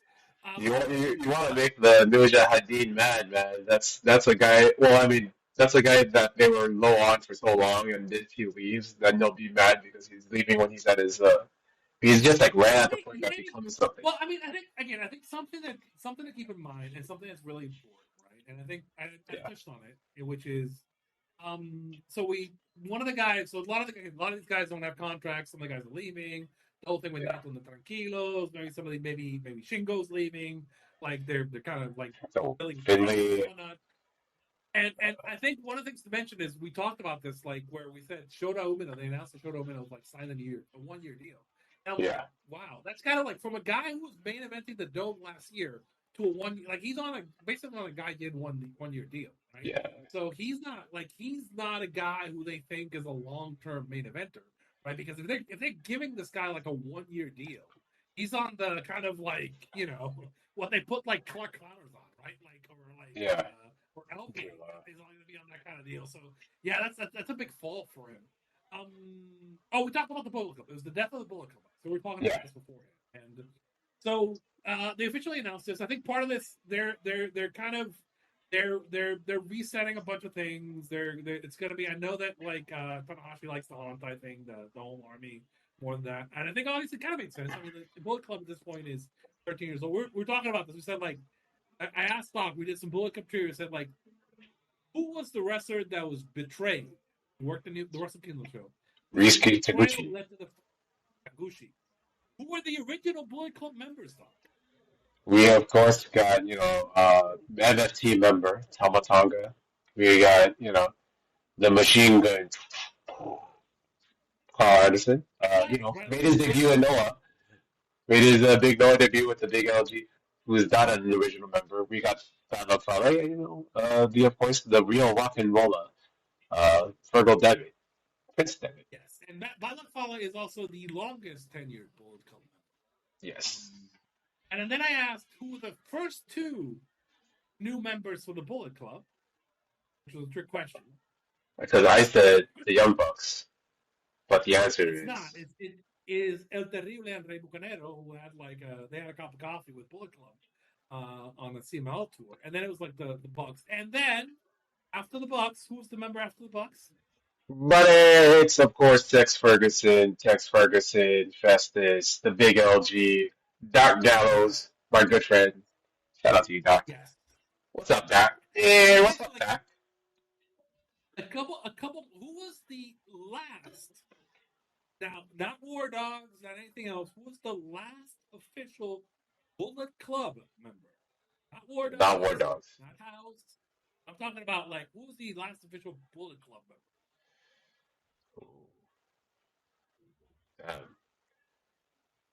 We're talking in Japan, right? Yes. Is it Jay White? Robbie X. Robbie X. Oh. I like Robbie X is officially a Bullet Club. Who is the last? And overall, can be any part of the house. Who is the last Bullet Club member?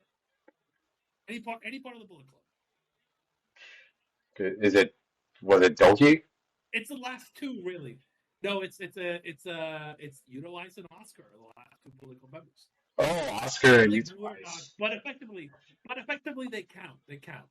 Yeah. Let's see. What can I do? Yuto Ice. I love that. That guy rules so hard. I love that match at 2 Years Dash. I love the match with Yuya and Shota. I think both of them have they have a lot going on for them. I think Yuto is one of those guys that also surpassed Shota as far as showing character and getting over with that crowd. Yeah, I honestly think I've come to the conclusion that the way forward for them, the future for New Japan needs to be very soon. It needs to be Yuto Ice and Aaron Wolf. I think that is the future. Oh man. And I would love that. Kind of a little bit. I was watching they're doing they did a tag team match with Ice. They're doing a Yuto Ice and Oiwa feud. Yeah.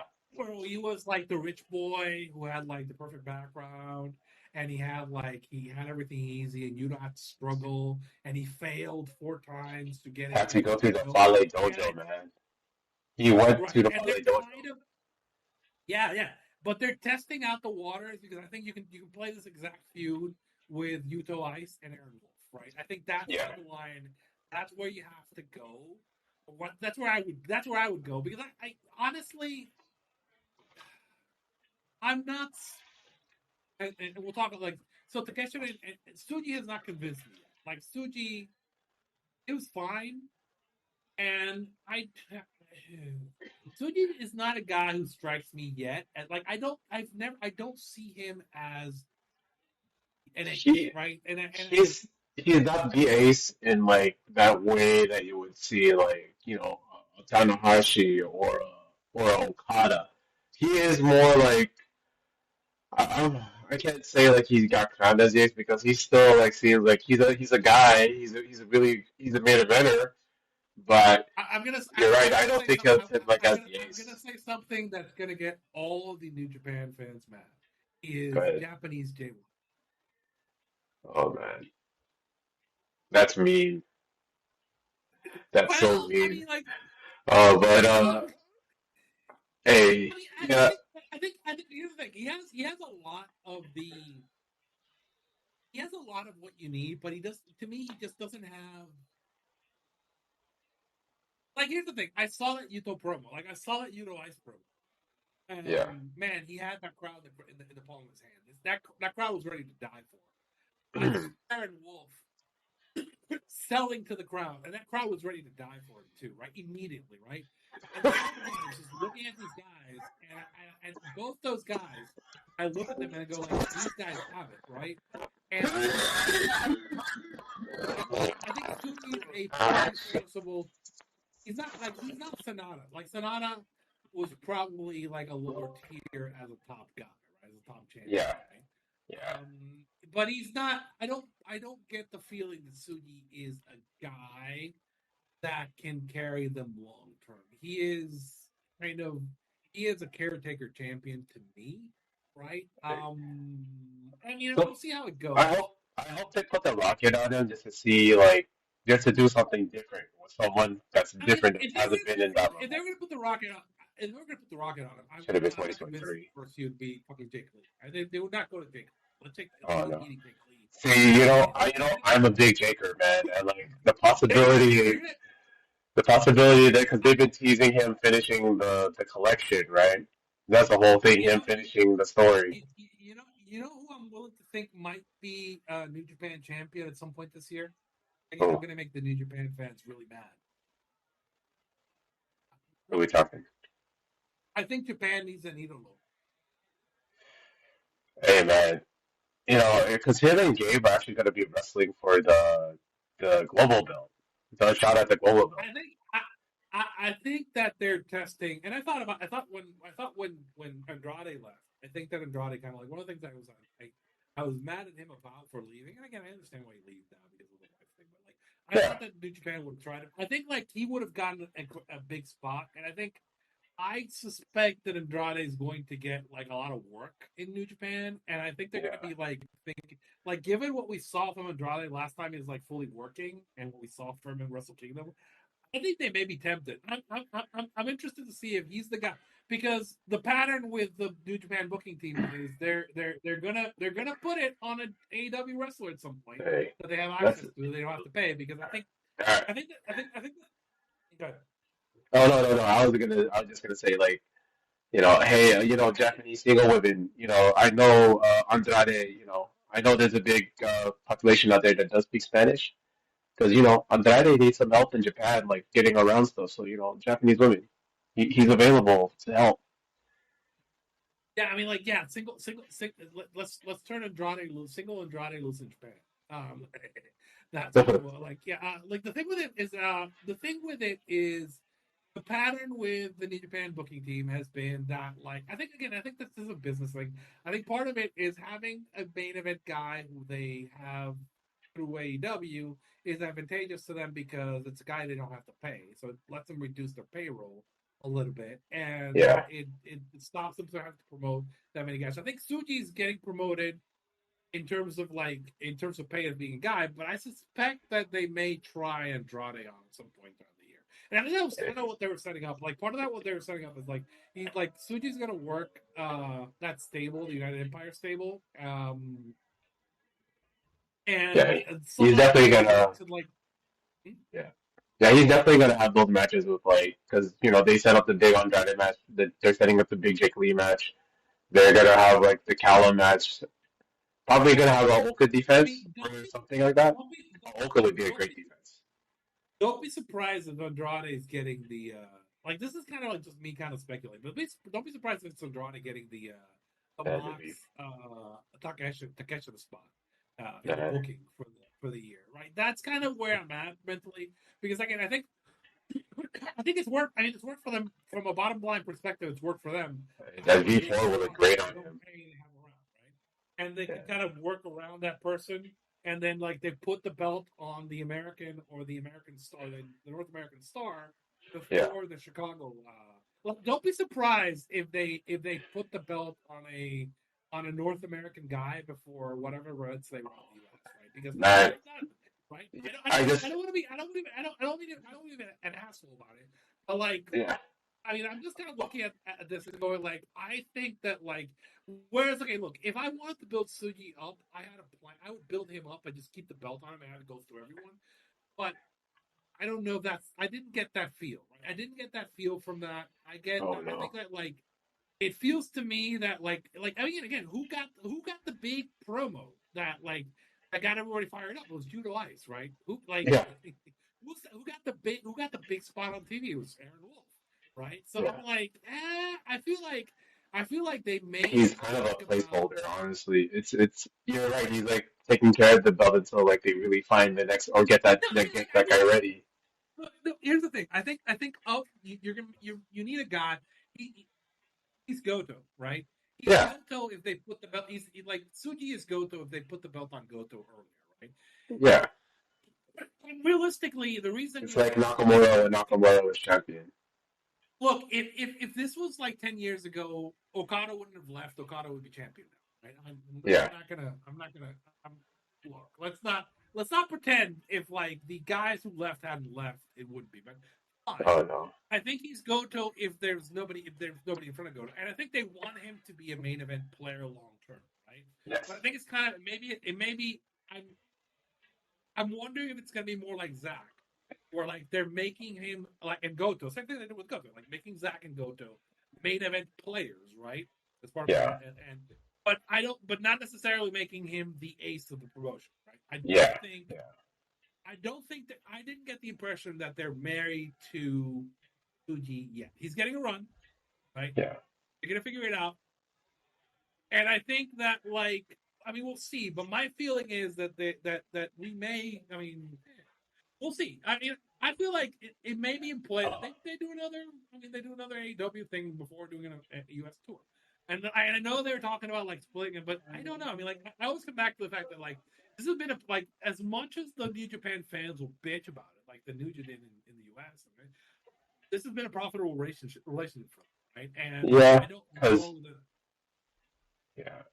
Well, you don't like. I mean, like essentially, they've been able to on their salary card. They have main event players like top of the tier, top of the card guys who they're not paying, right?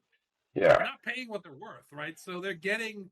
So essentially, it's like being able to borrow. Like I get to borrow, like like I get to borrow Joe Kick, right? Or I get to like in basketball, I get to borrow. That's funny. I mean, I feel like as I said, I think Andrade might be in that spot for this year.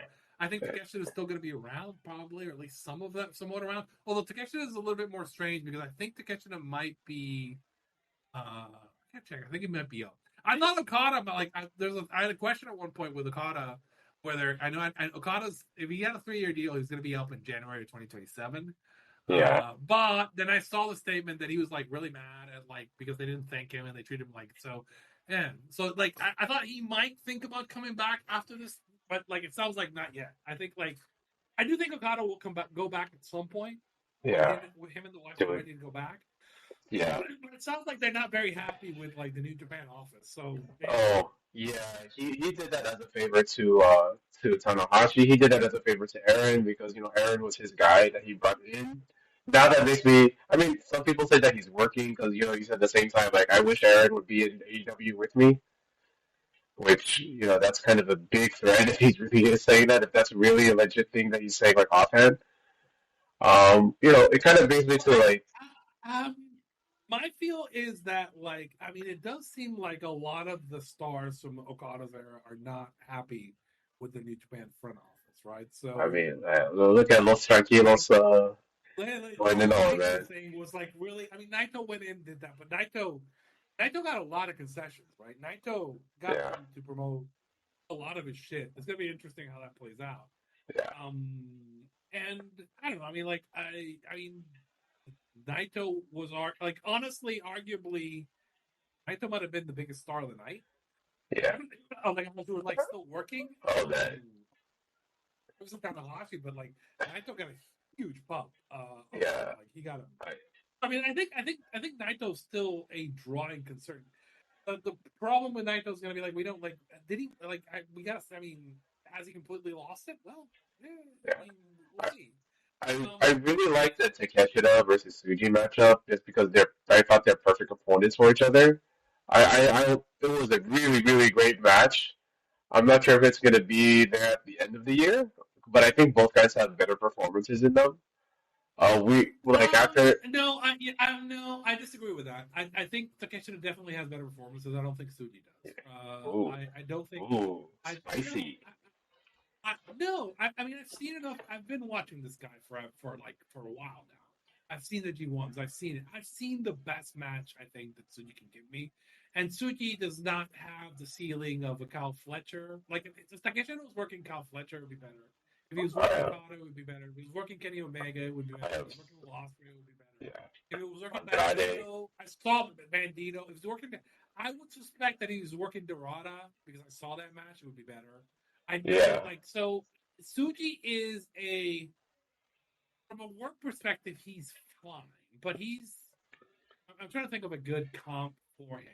He's John Cena, Claudio. Claudio might be a good comp. Claudio, Claudio. Who's Okay. like Claudio's fine, right?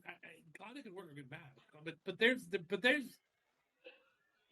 an upper tier of matches that I don't expect him to get to, right? Yeah, This is kind of where I'm like, this is kind of where I'm at. We're like with him, we're like, I think he's perfectly serviceable, but I'm not convinced he can get to that. right. Like again, Sonata was way more limited, right?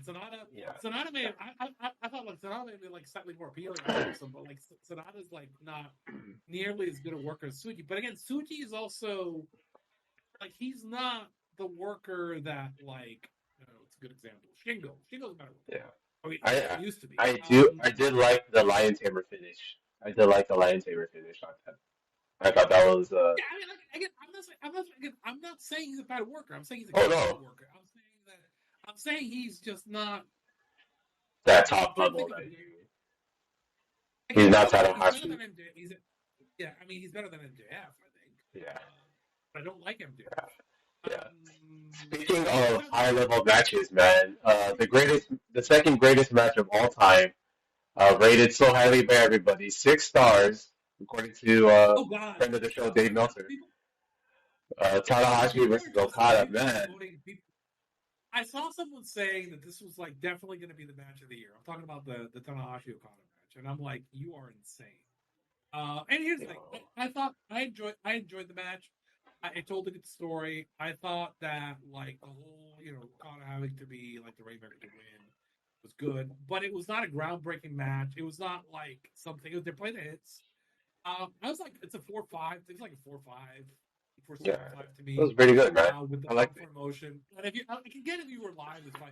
But it was not like it was like I'm comparing it to like the Sting retirement was like an out of body experience. That thing was like it like just the stuff that the Bucks and Darby did were just to say that. Like I thought again, I almost kind of feel like the people weren't like this higher. Some of them are like you haven't watched Tanahashi recently because like I thought I said this to you before. I thought the last two Okada matches were probably like the last two Tanahashi Okada matches were probably better. I thought the Takeshita match, I thought the Takeshita match was probably on level with this. So I thought this was a little bit better in terms of emotion, but it was close. Yeah. It was a good match too. And I thought like the Dino match was fun. Tanahashi's done like a lot of really good shit this year. I thought this match was what it needed to be, but it wasn't some like match that I'm going to point to and say like you need to go watch that match, right? Because Yeah, it's like I like kind of compare it to like what's the big retirement match people talk about? I'm sorry, I love you. Like where people at the time were super high on that match, and then like you go back and watch it, and you're like, oh, Ric Flair is like Shawn Michaels is wrestling a broom basically, and like it's not like at that level here because Tanahashi could move. That Bomaye looked like shit, but he's tired now. You can finally say he's tired. But like I said on all the shows leading up to it, Tanahashi is a wrestling god to me, the greatest wrestling babyface of all time. I'm saying it, one of the greatest of all time. And it's a fitting farewell. Did I enjoy it? Yeah, I enjoyed it. I mean, the best. Honestly, my favorite part of the entire thing was Coda walking to the ring. Supposedly that was unplanned, and like because Coda and Tana were like breaking down on that. Oh yeah. Like Coda was gonna get to the ring, and like it was. I thought that was really cool. Yeah, I mean, I think he bought. It got a little overlong for me on the back end, so I was like, yeah. I mean, like I was really emotional on it. I love that Naito aura farming, man. That was the ultimate aura farming right there. I love that when Tanahashi kept pointing to his wrist, like, "Hey, come on, we have TV time coming." I thought that was great, man. I'm like, again, I thought it was good. I didn't think it was this, but again, it was good. I mean, it was fun. I know. People are gonna kind of harp on who was missing from that because Bushi was pretty interesting because he wasn't wearing a suit. What was the better match than that match? What's that? Shibata versus Tanahashi. Oh, last year? Yeah, that 5-minute draw. Oh god, that match. I love that match. They're just wailing it. I thought that match, that to me was a better match. Like I was way into that fucking match, and that crowd, like smaller crowd, that crowd was going wild for it. The emotion was there. And then they harkened back to it over here. Crying in the ring. It was fucking great. I love that shit. I love that. I love that shit. Yeah. And I gave that match an easy 5. That match was an easy 5 to me. This wasn't bad, but I thought emotionally to me the Shibata match and was like so cool, so good. Like the Shibata match, I love that. Underrated show. That I thought honestly that Wrestling Dynasty show from last year was better than this show. I mean this show. I thought that show was better. Wow, that's amazing, man. Hey, I like people like what they like. I like this match. I like this card a lot. I stayed up to watch it. No, that show had the Kenny and Gabe Kidd match. I wasn't too high on that match personally because like it was kind of like an elongated squash match. Which I thought it was better than anything on. I thought it was better than anything on this card. I thought the tag match with the one with the Bucks and Naito and Hiromu, and I forget what else was on that match. That was like a triple threat, right? It was Cobb and was it Cobb and O'Khan and I think so. Yeah, I enjoyed this. I enjoyed this card for what it was. It felt big. That's the thing for me is it felt big. 46,913 attended. That's just the tickets sold. That doesn't count the suites sold, and there's suites in the Tokyo Dome. So, whatever the final number may be, they'll probably break, 47, 48, who knows. It's very interesting, the business that did, the 3.5 million. It shows that there's an audience that wanted to watch this, that wanted to see these wrestlers, and I hope that New Japan is able to convert these guys into return customers. That's what I'm hoping for. With this card. It's important to note that this may be the biggest card where we have the biggest gate in Japanese wrestling where we have kind of like actual numbers. Yeah. I think there's cards in the 80s that are supposedly bigger, but like I think this is the first one where we can say, oh no, these are actual legit numbers. Like by the way, here's what I was saying. Like that card, the Wrestle Dynasty card last year, it had Tanahashi versus Shibata, right? It had Monet versus Mina Shirakawa, which I thought was a good match. It had Finley Brody King, which is really fun. It had Takeshita versus Ishii, which that match fucking ruled, right? That's the one that beat the. Yeah, that was a good match. That match fucking ruled. That match was like amazing. It was the Bucks United Empire and Go Annapolis. It's Yeah. Suji versus Jack Perry, which is like whatever. Kenny and Gabe, and then Zach versus Ricochet, right? So yeah, I mean, like, I thought it was in terms of like match quality, through the card that was better. I think the emotional, I would. To me, again, like I like this card. I like the stuff. I'm like, people are gonna hate me for this. So like, I like Wrestle King though. I'm just like emotionally, I like from all the stuff that I saw. My favorite like Tanahashi retirement match is probably the Shibata. That's to me. Oh yeah. Totally. Oh yeah. Yeah. Hey man, that's my favorite Tanahashi performance in this retirement year was the Stalker match. So The Stalker Chicago. That's another one that was really fucking good. The Stalker Chicago. yeah. Like Tanahashi. Like again, Tanahashi. I was watching Tanahashi. Like I like that. I like the Dino match. I like the Takeshita match. I like. I love. Oh I yeah. like a lot of The stuff. Takeshita match that's Windy City, right? Was good. Chicago has a huge, Latino population. So I if they get Andrade for the G1, holy shit!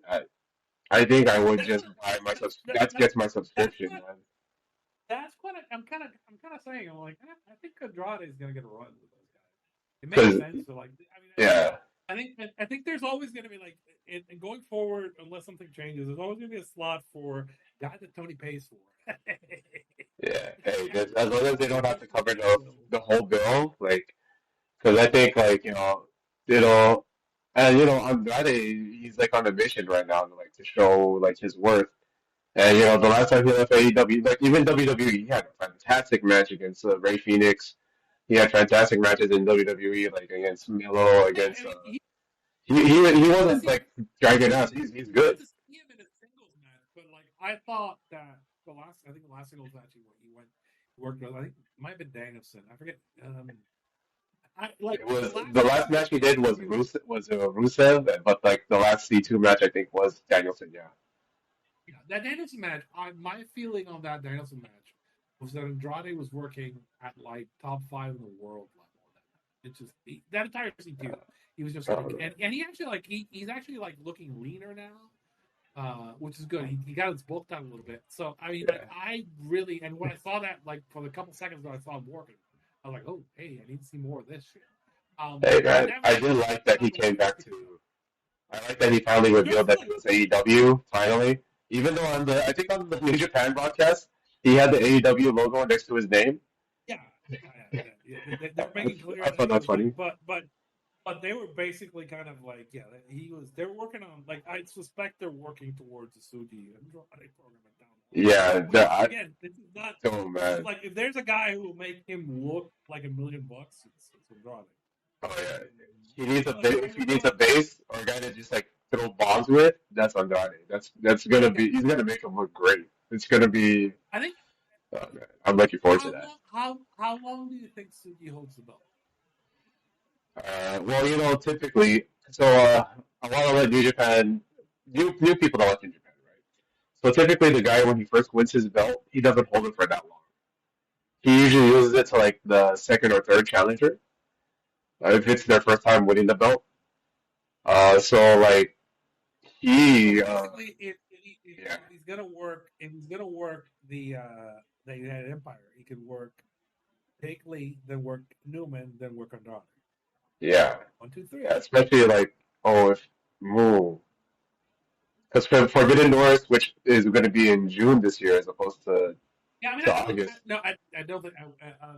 What are they running? They're running New Beginning in New Jersey. Wait, they're running New Beginning in New Jersey? Yeah, well, they could start to build there. Oh shit, yeah, dude, he could totally win it. New Beginning. It's New Beginning, Sakura Genesis, and then what? Then after Sakura Genesis, they'll build towards like I forgot. My brain's not working with me, but like they could make that the big Forbidden Door match. It looks like they're gonna put the TV belt on Takeshita because he's working for Asmo at the New Jersey show in February. Yeah. Well, I mean it's something. Well, Asahi wants him to have a belt on him, so might as well just throw the TV belt. Yeah, I mean, like especially if that could work. I mean, especially if they treat it the way they should, which is like doing features. He has a pretty big social media following. It's in Japan, like they call it Line there. That's the one they use over there, and he has a pretty big following on that. And he could be like actually the whole purpose of the TV belt was to have this young wrestler who sort of like appeals to the younger audience. So and has like a and has sort of like a little bit of cachet. And I think that Takeshita is perfect for that, honestly. And to have TV matches everywhere, I think why not throw that belt on Takeshita? Like, by the way, free tip for New Japan. Like, stop having Rocky come out with Takeshita. Have his wife come out with Takeshita. Not hiding anymore.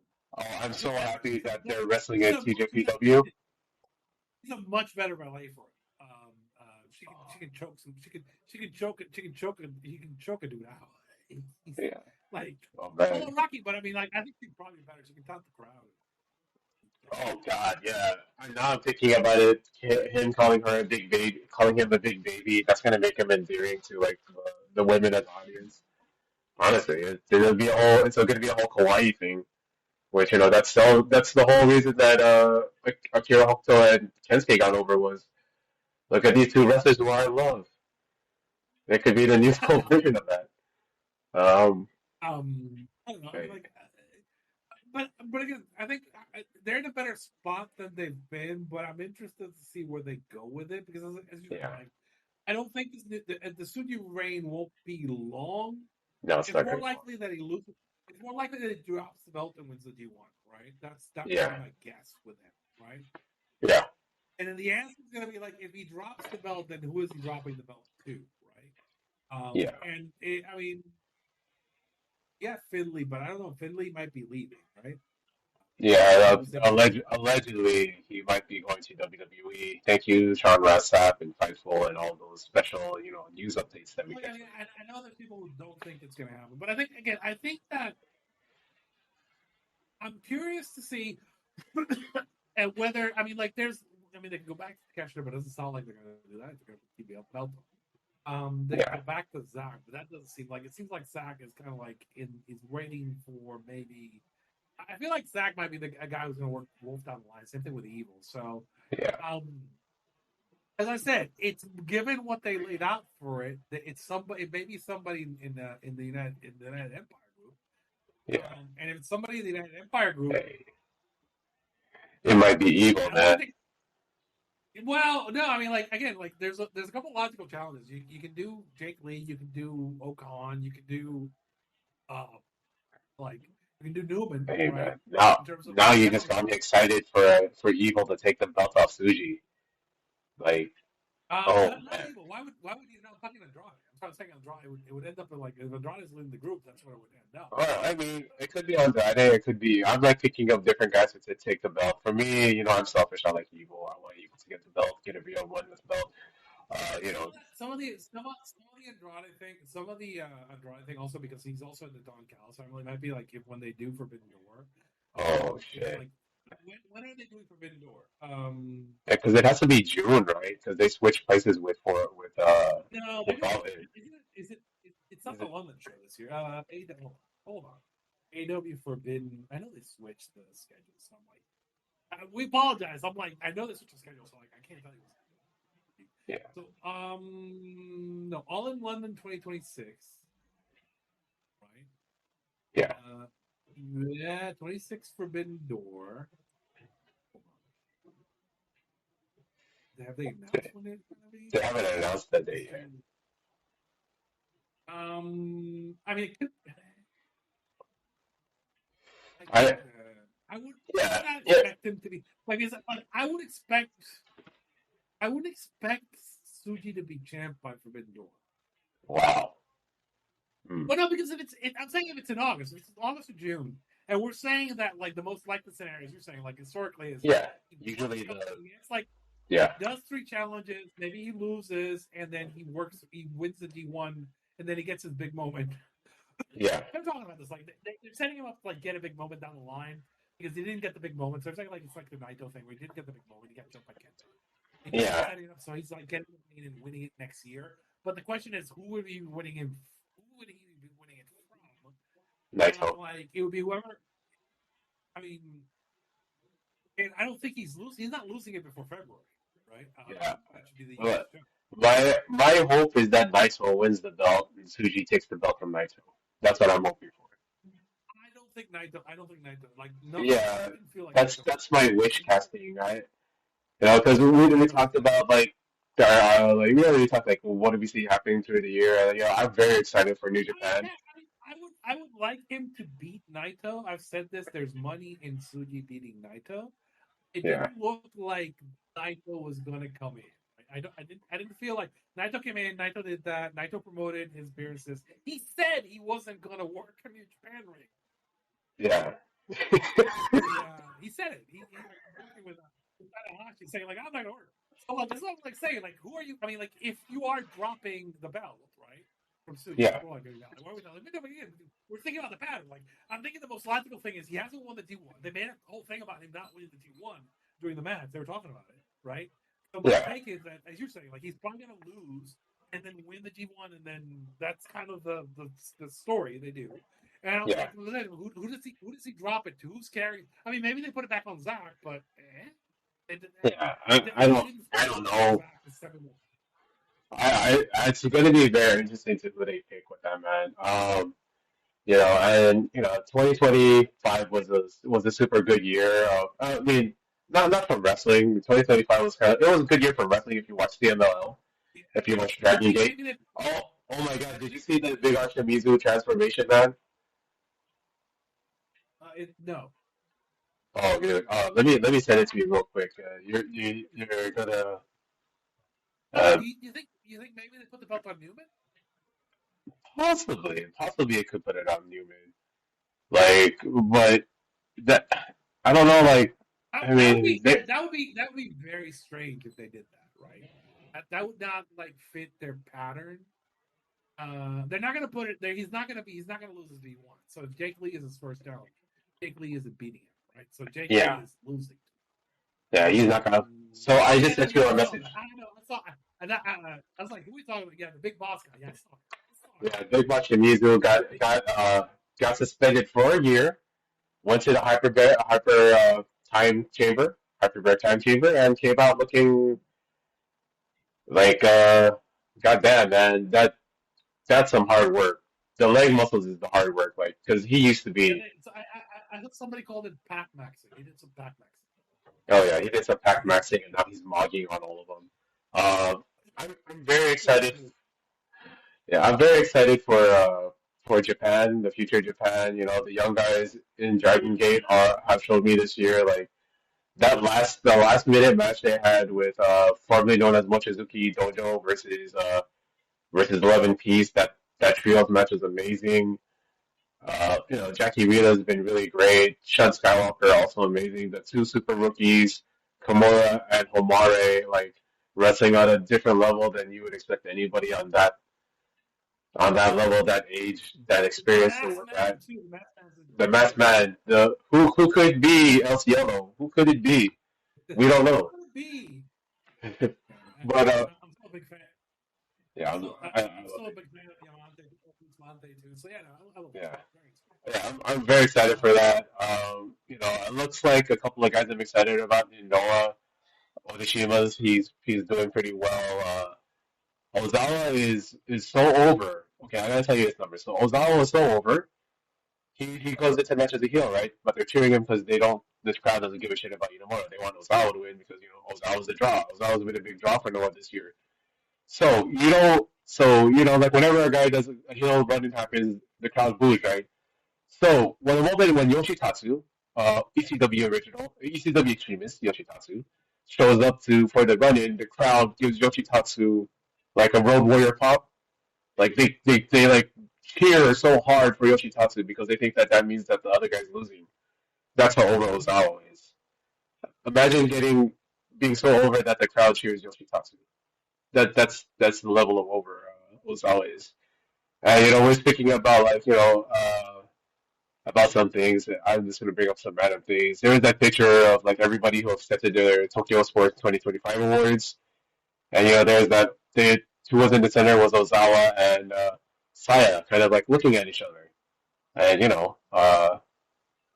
people are sort of, shipping them right now. It's pretty weird. It's pretty funny because they sort of play the same character of like, oh no, I am the main character, blah blah blah blah blah.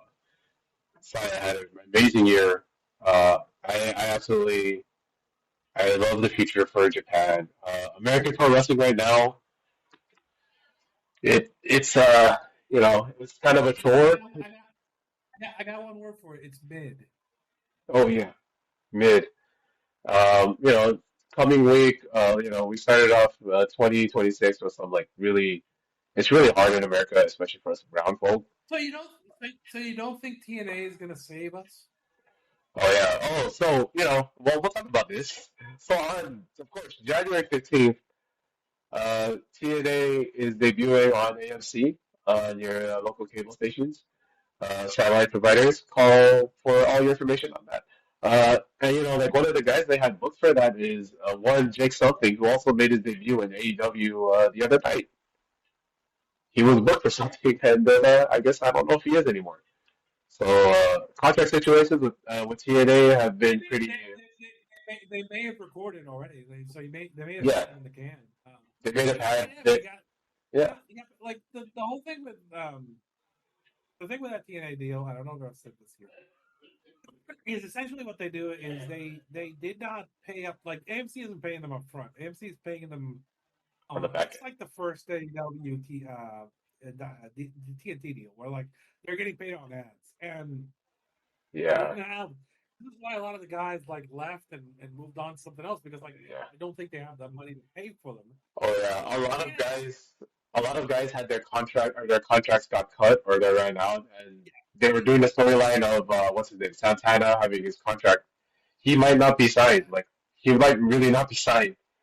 So it's really interesting. One thing that kind of, and I've said this in other places, which like TNA has never operated under like real world financial like expectations. It never really has. Yeah, And it does seem like it maybe now. I mean, so it's very, like somebody. I don't think the owner is paying for it no, as much as he should, or as much as he has before. So I think there's some level of fiscal responsibility there now. yeah, So it's a very kind of. I mean, I don't know. I mean, it's a very kind of limited roster. It's not the great. I mean, they got a TV, so hopefully, more people get paid. I mean, thank you to the Hardy Boys for the paycheck for all the boys there. You got to take the Hardys for this. Like, Yeah, I don't know. I mean, like my take on TNA is basically like people who leave there are more interesting when they leave. Or, yeah, in my eyes, are more interesting. Like I hated Speedball when he was there. I didn't like his work, and I didn't like guys like that. And I've loved them when they've left. I love Dave Dawson since they left, and he's more interesting. So it feels like. I mean, I know people like. To me, it is a very limited. Like the way they book the matches is very limited and very uninteresting. Hopefully, I mean, hey, maybe some people like it.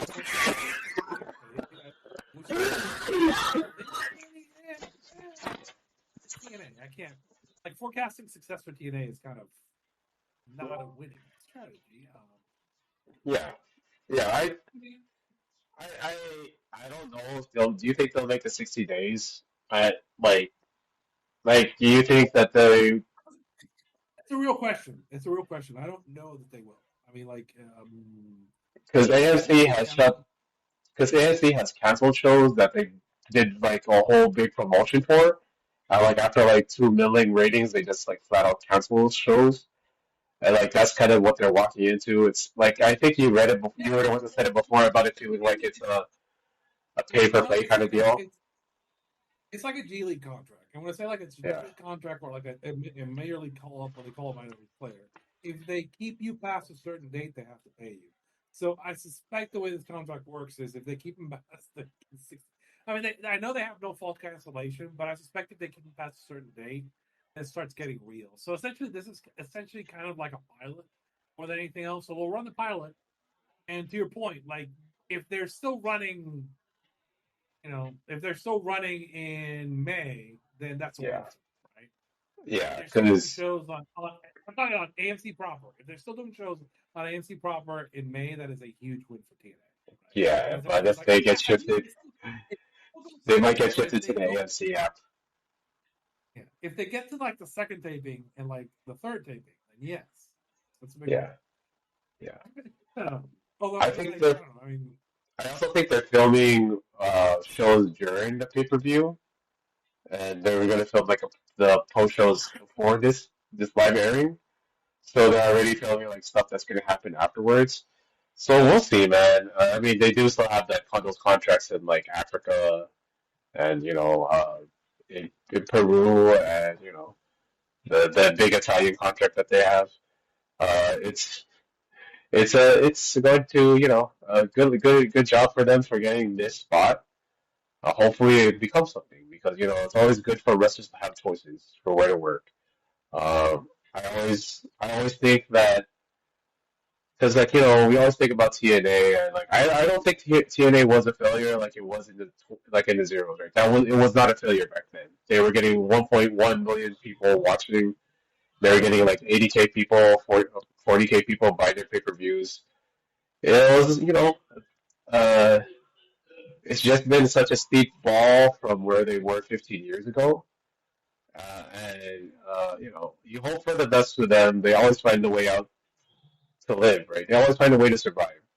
And like well, the thing you can say about TNA is they can always survive. to find a way that somebody can pay the bills. I mean, Yeah. by the way, As a former Anthem employee, man, I'm just happy to have you here. I can neither confirm nor deny. I was gonna say, have you seen this American Gladiator lady who's competing with? Oh yeah, in TJPW. Yeah. She's great. Like, I would bring her you in, may be man. seeing more like she's interesting. You gotta get like a nice Jayla. being able to What's her name? Jayla something. J-Rod, the opener after. J-Rod, yeah, J-Rod. I was holy shit. I was being kind of problematic with the Japanese pronunciation of their saying J-Rod. Uh, I but think she went. I think she's but I'm interested in like she got to look and being willing to go to like hey, I respect somebody willing to go to like the like hardcore Joshi. Like yeah, that's I respect that yeah. shit, right? I love she's using the American Gladiators gear too, which is awesome. Like that's a good look, man. When I was a kid, I loved me Laser.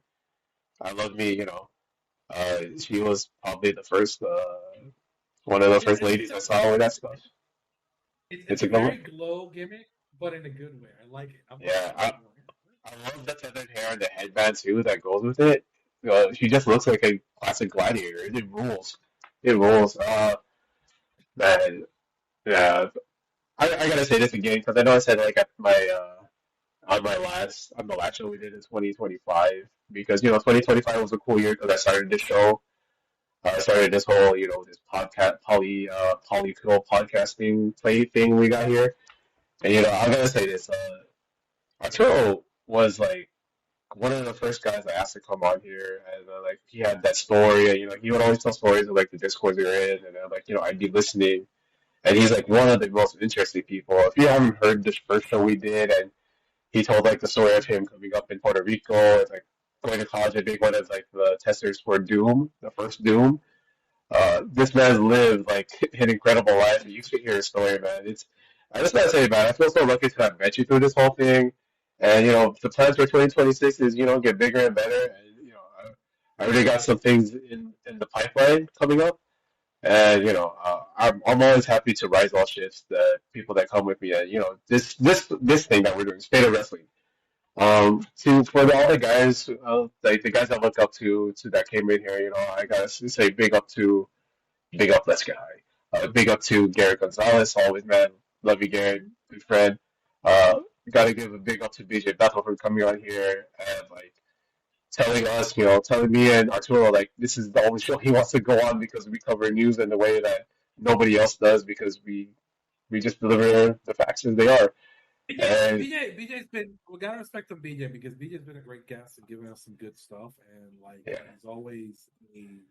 he's always a very smart and a very good person to talk to. It's always been fun. yeah, And I it's appreciate all the always people who come on and talk to us, and it's been good. I mean, I think we've done some good. I was joking with you, like I think that like I feel like we helped get some people into that into the Mexico wing of the Hall of Fame, which is always good too. yeah, that felt good, man. I'm glad Earl Dixon's in, and that he got to Roy Boozer got to like. Yeah. That's great. I love that. Yeah.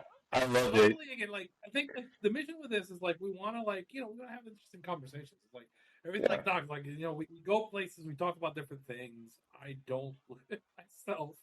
And again, I want to always be clear. Like, I mean, I'm gonna tell you what I'm thinking, right? And Yeah. I'll be clear. Like, if I'm making stuff up or am I thinking something, and somebody called it the numbers cinematic universe.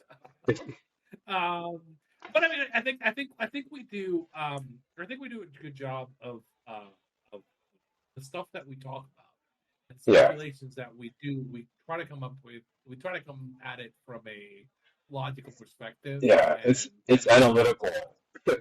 I was But I down mean, to like, this point. we were talking about the Suki thing, and obviously that's Yeah. speculation, pure speculation. That's speculation. But we're basing it on what they've done before, so maybe they don't do what they've done before.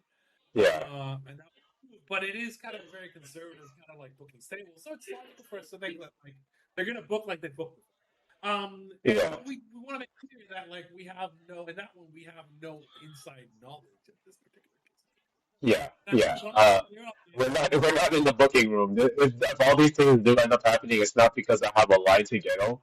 Although, Mr. Ghetto, if you want to come on here on the prescription and have like a chat with me, I'm all for that. I'm all for that. Ghetto, all for that. We would love to talk to Gato, and we probably would love to talk to anybody in that locker room. Oh man, I would have some questions about SOW for Jado and Ghetto. Like, God, I love. So like, I love them as like Team No Respect. Manifest. I want you to manifest. Tell me something you would like to see in wrestling in 2026. Okay, what I would like to see in wrestling: Bandito World Champion, Bandito AEW World Champion. That's what I want to see. That's the number one thing I want to see. I want to see two brown men main event of pay-per-view. I want to see Bandito versus Andrade for the AEW World title. That's what I want to manifest for 2026. That's good. And I said this. I want to manifest. I want to manifest Hangman as CMLL heavyweight champion. Oh man. Oh, I want to see. Oh, if I want to manifest something for CMLL, Hangman Page contra Sobrano Jr. Yeah, I think if we're gonna have to suffer the MJF reign, then yes, give God, yeah. Give Let Hangman beat Claudio. It just give Arena Mexico like man. If they Hangman and an Arena Mexico run, I might need to get to Mexico sometime. I think Claudio versus Hangman would actually sell out Arena Mexico because that crowd loves. They love. They love it. It would be a great match, and then you can do like the matches you can do. Like you can do him against Guerrero, and you can do him against Solano, and you can do. Yeah. Well, give me a Hangman. Would Ballador qualify as a heavyweight? It doesn't matter. They could just do the match. It doesn't have to be for the title. Just whatever. We can do the match. It's Mexico. It doesn't matter. Let's do it. Give him a defense against Ballador. Like let's do some cool shit, right? Yeah. Oh my God, Ballador. Do a big match with one of the young guys. What the fuck is his name?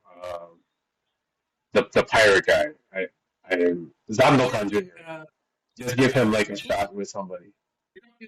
Oh, Defunto also. Yeah, Defunto would be a fun little match. Defunto and Zamdokan versus like Hangman and Swerve. I'll be for that.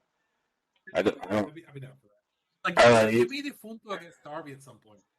Oh man, that's crazy. I am absolutely like between Lucha and Puresu. Like I know I sounded like a nerd saying Puresu.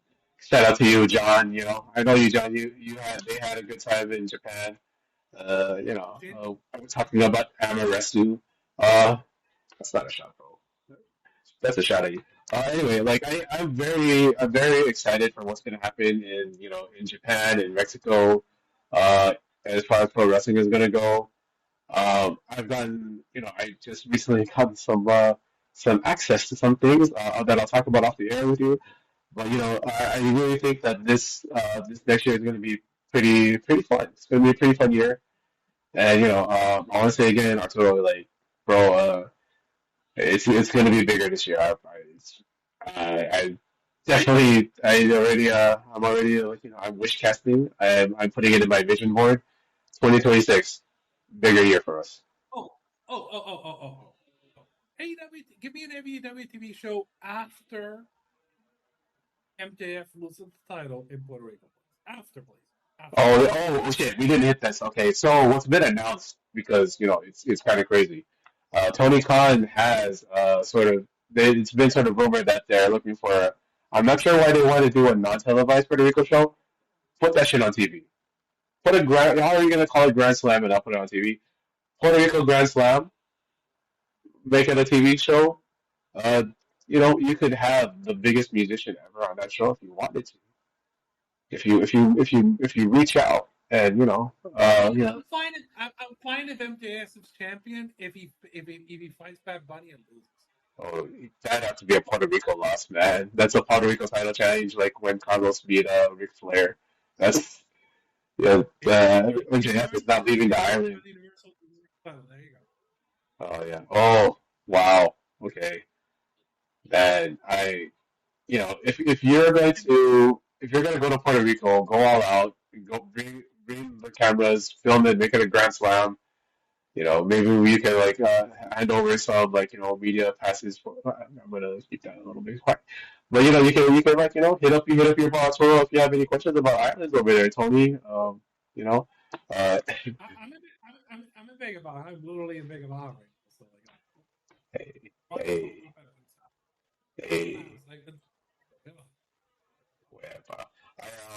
Yeah, man. But this show has been fun to record. I'm going to record more of these. We're going to probably get more journalists on here, and more people who know ball.